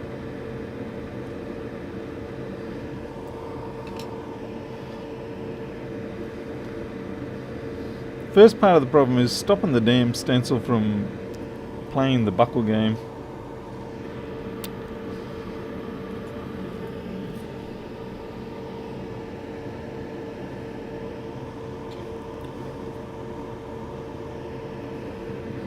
And it's a little bit harder when you've got a broad chip like this. You do dumb shit like I just did there, where you stick a tweezer tip into where the paste is.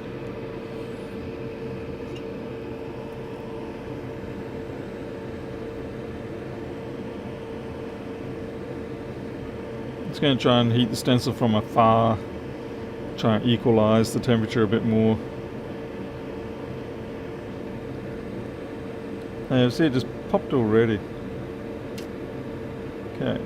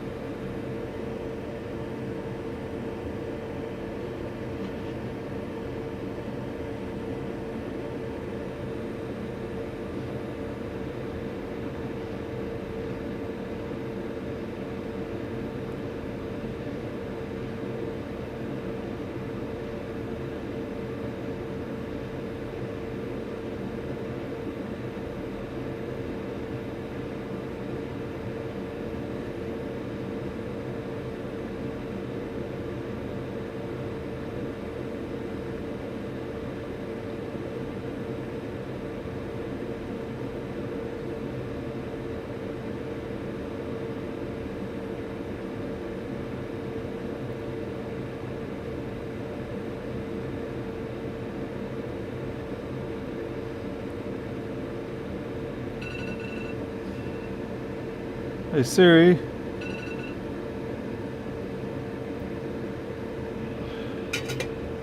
Definitely still not perfect, not even close.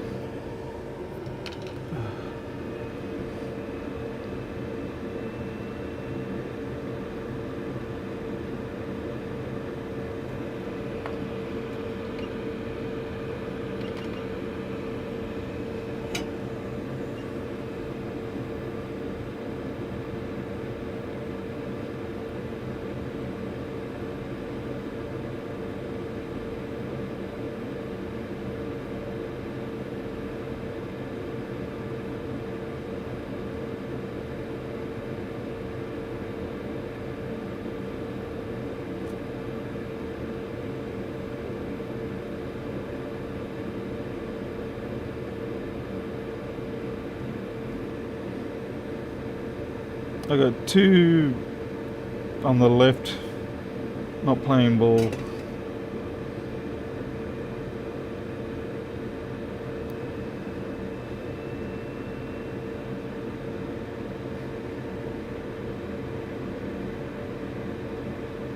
And I just lost a ball. Damn it.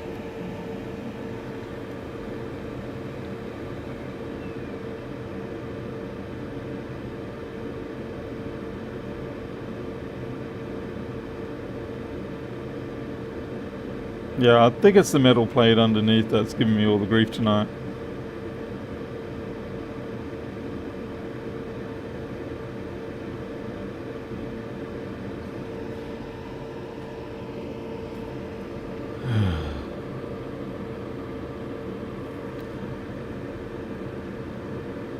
Alright, so I can get that one back in and that one back in, and I've just got one more to find.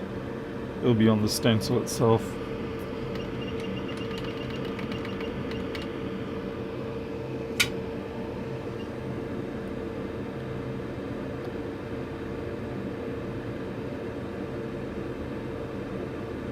Wrong pair of tweezers, buddy. Use these ones.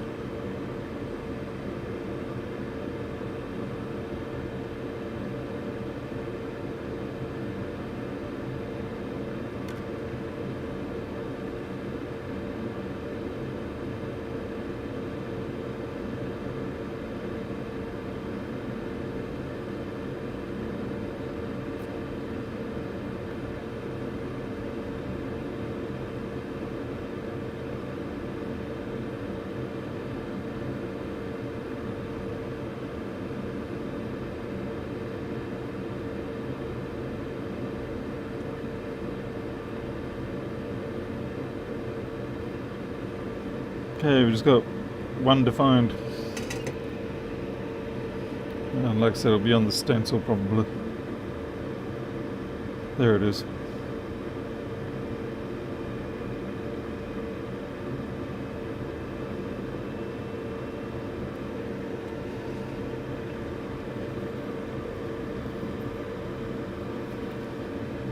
Trying to pluck a survivor from the ocean.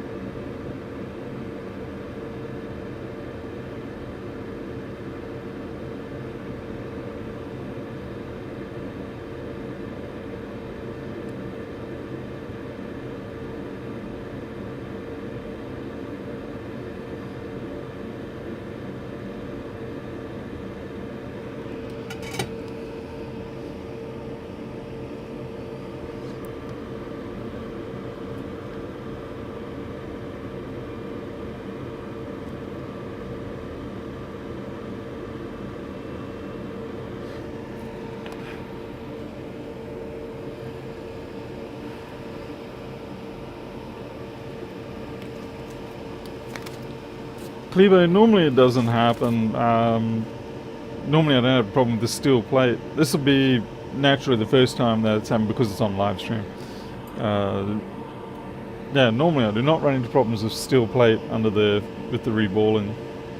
But to be fair, I'm mostly reballing very small things. This is about the biggest chip I reball. I've got to go do micro and I'll be back.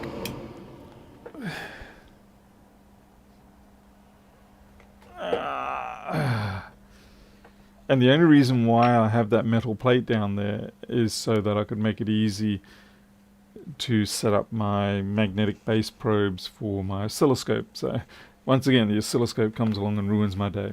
I'll be back in a bit.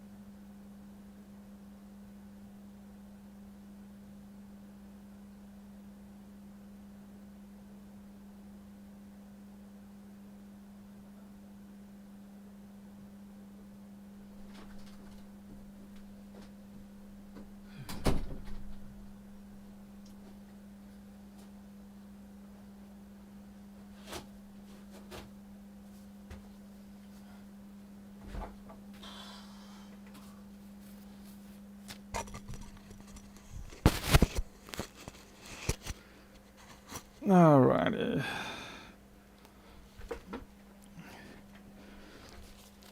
Took a little bit of extra work to get Micro to take the shot tonight, because we've resumed the injection, the mouth feeding, so to speak, of his beryllic acid to try and dissolve the remainder of his stones, and he doesn't take kindly to that. We've managed to sort it out pretty good. We're using a 1mm syringe now, and it's about,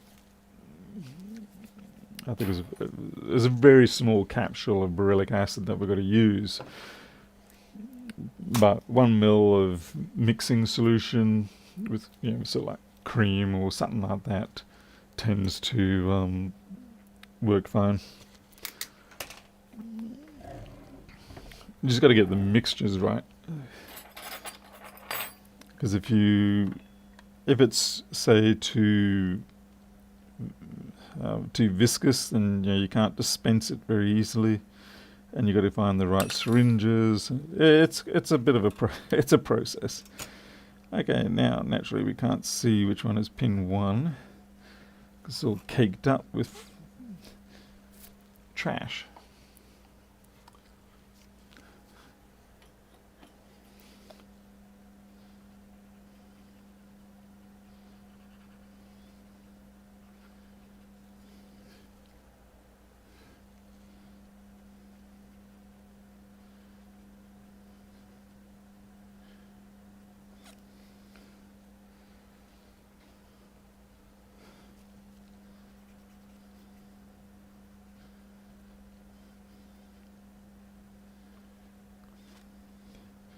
I'm going to have to wash that one.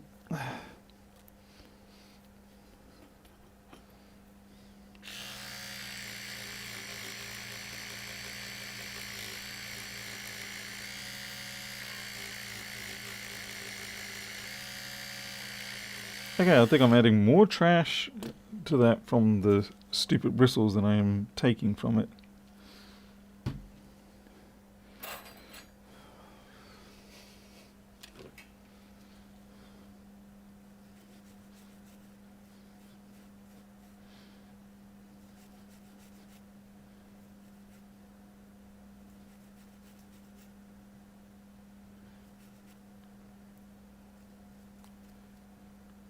Yeah, there's pin 1 there.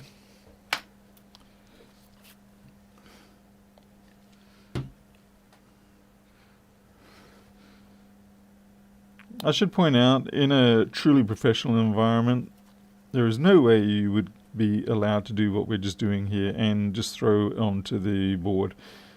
Once you wet a chip like this and it absorbs some moisture and things like that, technically you have to go put it into a drying assembly and wait 24 hours or so that it is appropriately dry before you blast it with the hot air, lest you risk cracking that chip, because we don't believe in that around here much.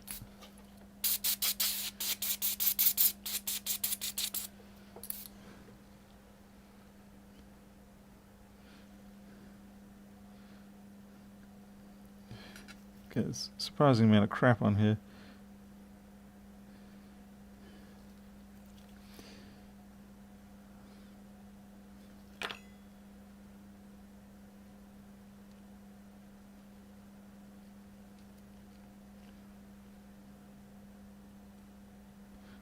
Surprising amount of flux up there too. Keep at it.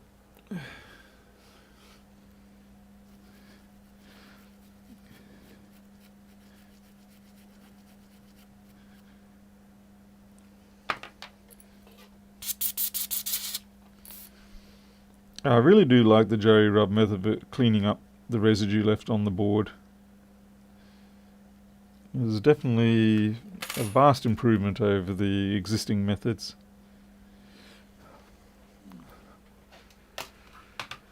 Let's see. Schematic, pin 1. Okay, we're down towards the connector. There's pin 1.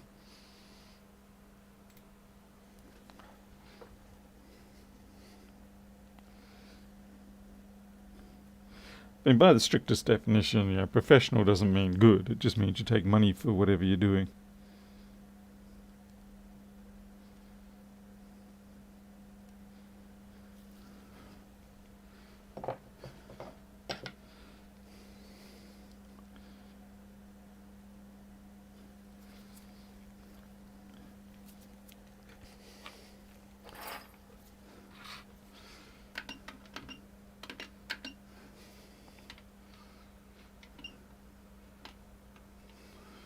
Okay, we dropped to 40 air on this. Hey Slimy, no, this is the Thunderbolt controller, and I've got way too much flux there. That's just horrendous. Horrendous.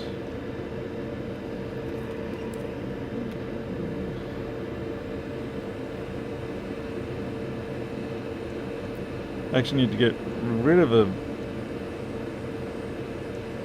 fair bit just so I can try and reposition this.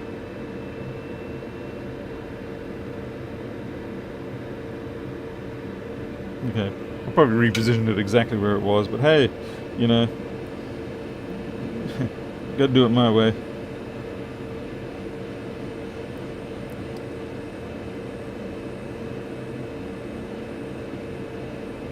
Okay, feel like we've got a floater. Okay, that hasn't actually reflowed. I hope, because if it has, I'm gonna have to redo it all. Shit. And so it's not actually reball, it hasn't actually sat down properly. Yeah, it's a little... well, it's locked into position, so we're gonna go for it. I could see it was in the right spot. Just way too much flux, and I wanted to get rid of the flux.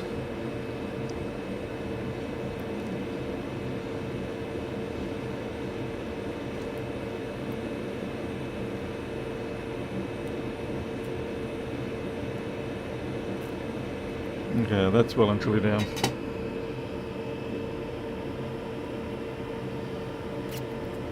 Yeah, slow boil off would have been much nicer. We'll see how it is once it's retracted back in.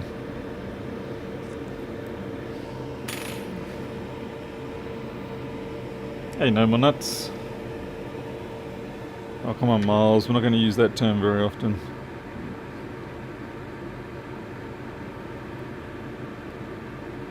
You see, now the trouble is we've got way too much flux under there. If it's in the right position, but I don't like it.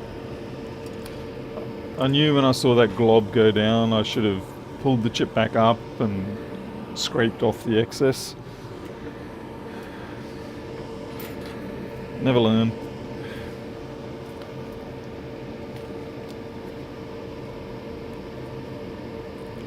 Yeah, that's right, yeah, it can cause all sorts of misbehavior in the middle of the chip.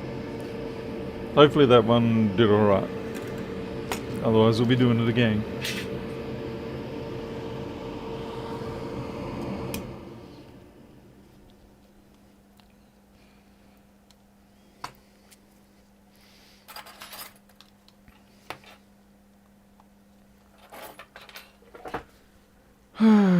See how the numbers go this time.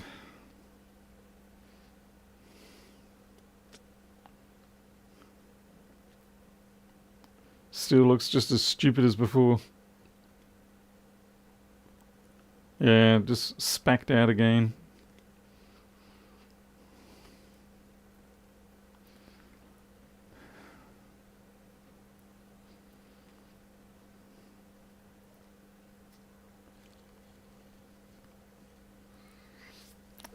Same crap, nothing changed. I'll put it back into the chassis, but nah, I'm not expecting anything.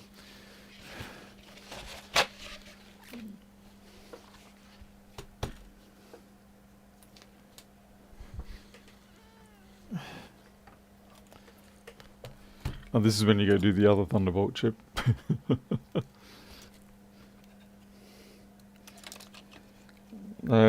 Next on the list would be the CD3215s. If there were 17s, I could more believe it, because the 17s, of course, have their their MOSFETs integrated into them. So if you do overdraw on through them, then yeah, you can damage the internal MOSFET. But the 15s have got the external. It's a little hard to believe that it could be at fault. I feel like it's something maybe more around with the battery charging issue. It's not the ISL itself. It could be one of the supporting components for the ISL. I've checked all the diode modes around it. Everything looks okay. The 4.7 ohm resistor looks okay. That's the trouble. Everything looks okay. But obviously something is not okay. It's okay, we don't have to connect that. That's just a microphone.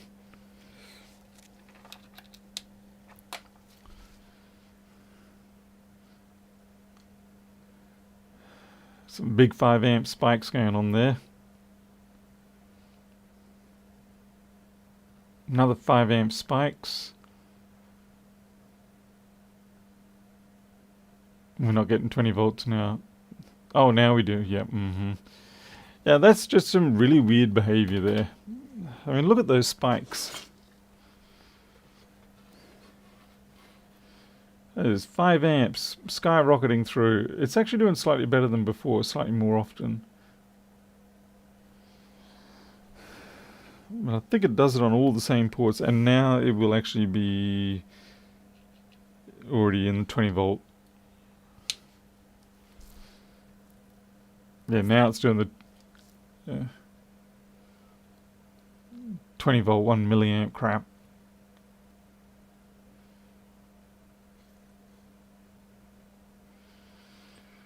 Inductor perhaps? Maybe.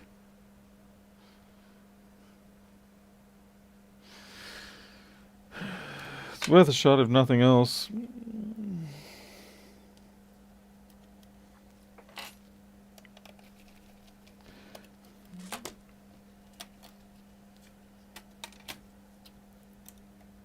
You're talking about the big 2R7 one.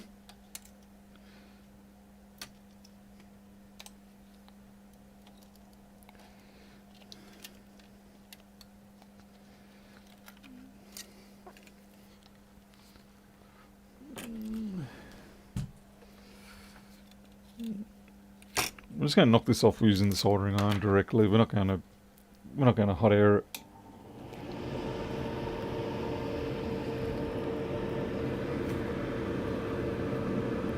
It's actually trickier trying to detect bad coils like this with the multimeter, because yeah, they're low ohms, and so if anything they just tend to go slightly lower ohms or slightly higher. They don't really... Okay, that's good. Very unprofessional way. You could easily lose your big pad, but the way I sort of see it, these things have monstrously good pads on them.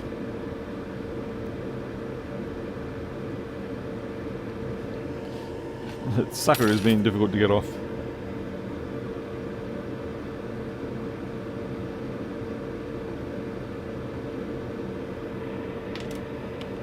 It's definitely ruined now.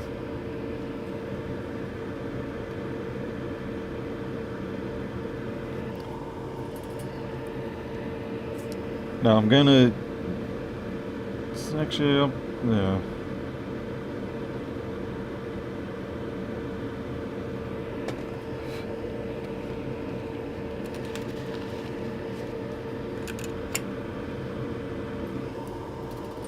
You shouldn't have too much trouble getting that other one. That one... Blah, blah, blah, blah. Cannot speak. You should not have too much trouble getting the new one down. Oh, that's what is always a pain, trying to get them off.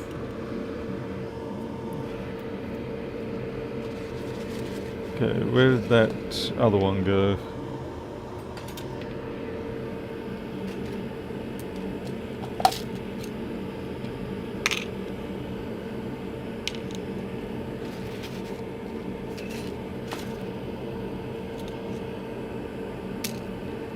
Ah, found you.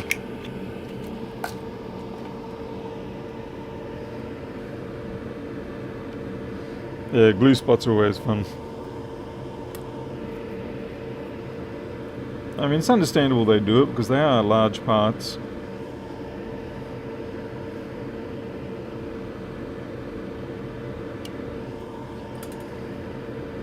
And they have enough mass about them that they will do their best to dislodge. Okay, that's J5 cent quality. Yeah, I'm gonna have to leave that one there. We're gonna have to come in for hot air assist, but I'll tack down the front first.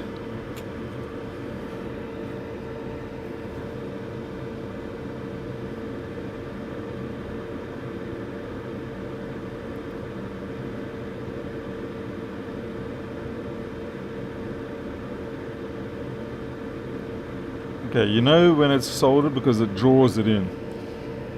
You'll see your pool of solder will just suddenly get drawn underneath the pad. That's when you know you've actually done it right. So start here. We're going to need to hot air assist this one.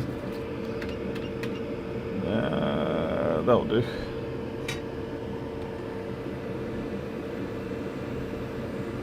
So we've just got some 230, nothing severe. And straight away, yeah, it just draws it under.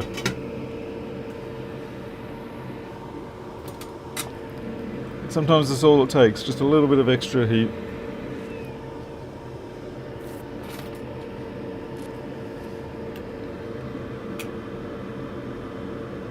What a horrible looking situation that is.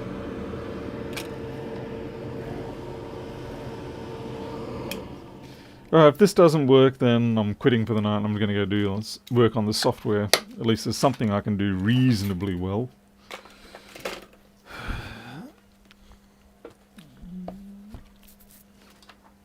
Not saying I'm good at it, I'm just reasonably okay.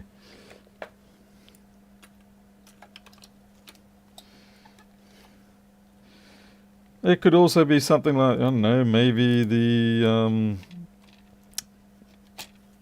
boost section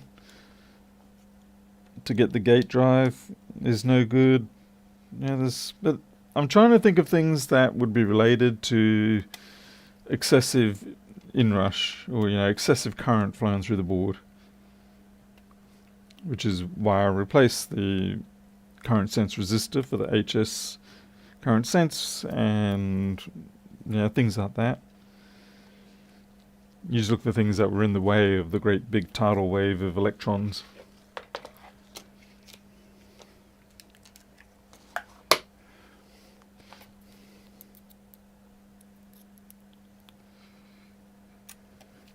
And at least with software, you've got Git restore. You can take things back to an earlier time or a known working branch. You've got options.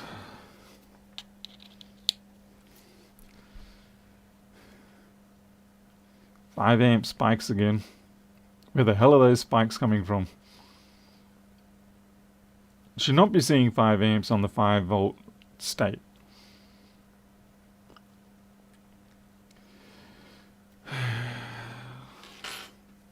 Interestingly, it's only happening with the battery connect. Wait. We got... Oh... We had 400 milliamps then for a second. Something is marginal. Something is definitely marginal.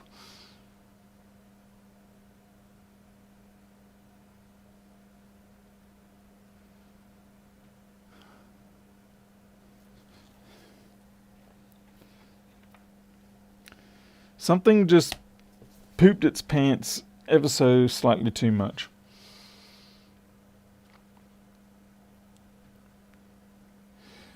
We will get 250 normally,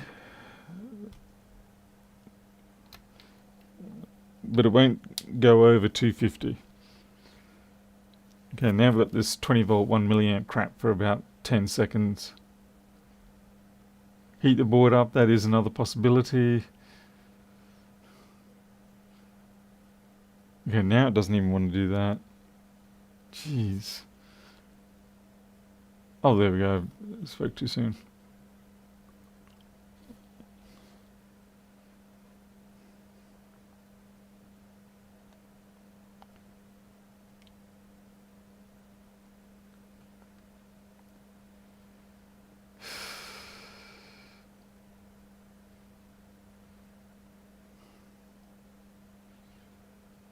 Yeah, it's sort of a zombie cap. It's kind of half dead, but not enough dead. Always a cap.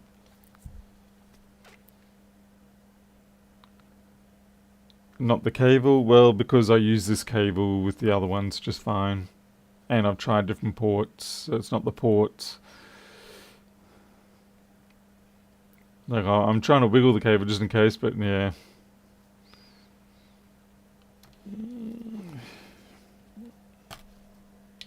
Seeing that 400 milliamps there, I'm pretty sure that was like charge start.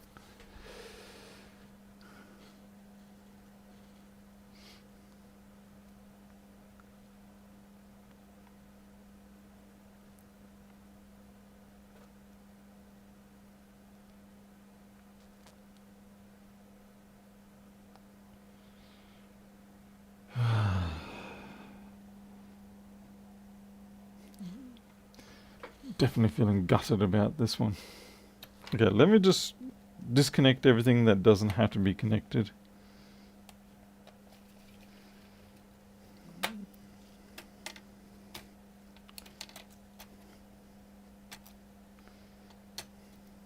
Even the display.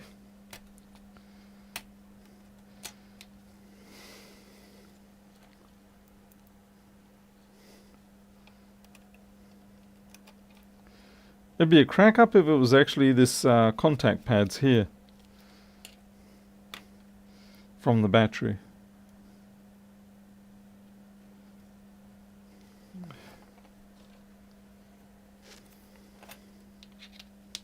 Though it doesn't explain its bad behavior even when it's on its own.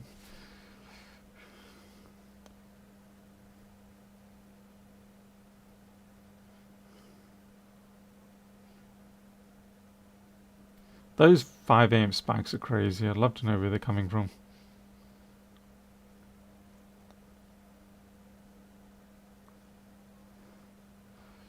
Yeah, Ben, you're quite possibly right about that. So we've changed the MOSFETs, we've changed the inductor. It could be the current sense resistor.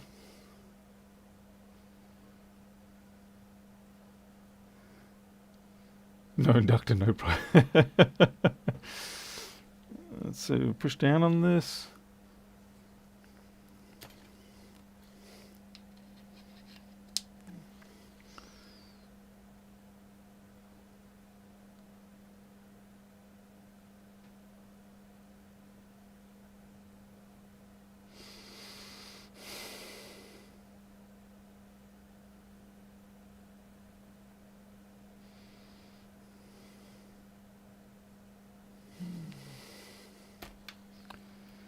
And if we leave the battery data connector off, so the battery is actually still technically connected, but the connector, the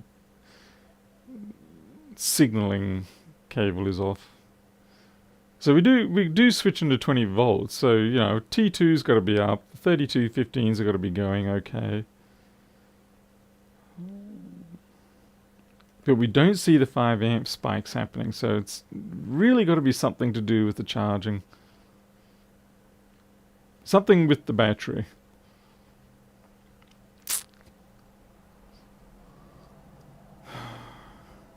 Might have to just wipe out the whole... I've changed the ISL. That didn't change the behavior. Replace the ISL again. Dramatic. It's getting a bit late for that. Not like the old days where I could stay up till 3 or whatever. I can't do that anymore. Not with these little frickin' Rat Pack kids.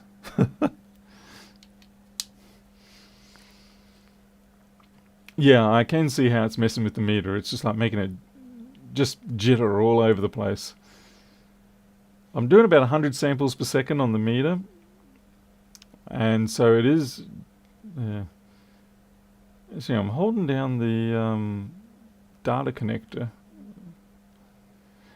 I've tested it in another chassis, it's the same thing. It's definitely on the board, the fault is, and I've put another board in here and the board works perfectly fine.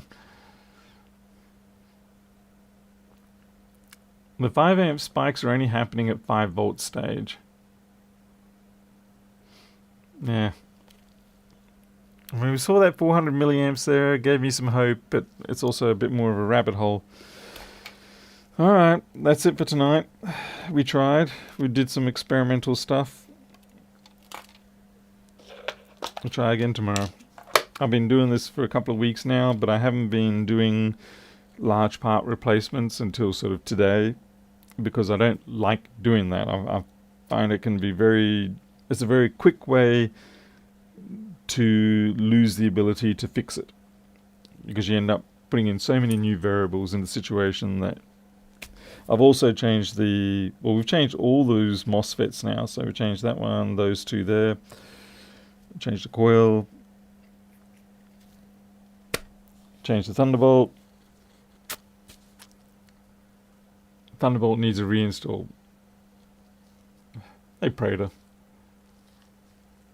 I doubt it's the 3215s because basically they're all behaving properly. We are getting 20 volts. And if it was a specific one, then we should be able to get something. And it doesn't really... It's something to do with the battery and the charging. And more specifically probably the charging, because even though this is a third-party battery, it does the same in other units that I have which have genuine Apple batteries. You weren't happy with how it sat. Yeah, I'm not happy with how it sat originally, but the trouble is it didn't change anything enough. All the diode readings were okay. On the port that was messy. Oh, right, I see what you're saying. I understand what you're saying. Let's have a look.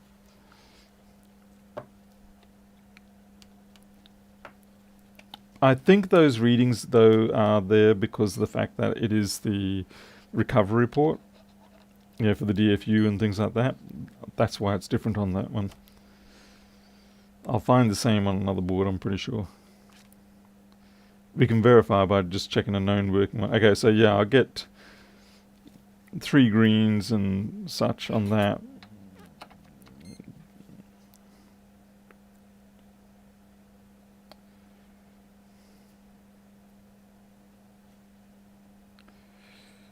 And yeah, so nothing's changed on those. I'll verify on that other board, the known good board I have, wherever the hell it is. Ah, there it is. This is just Apple ID locked, unfortunately. It's a job lot that the person wasn't able to pay out.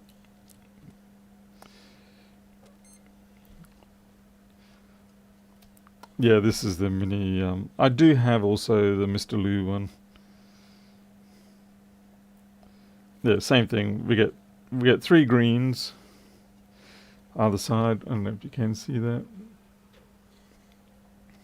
Anyway, we get the same thing here. And more importantly, they're balanced left and right. Oops. This will fail because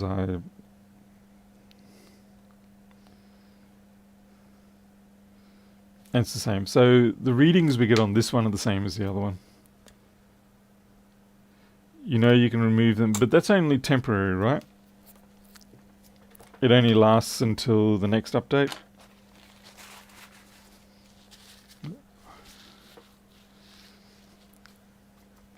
Then again, I could probably still use that. I'd be interested to see if it could work.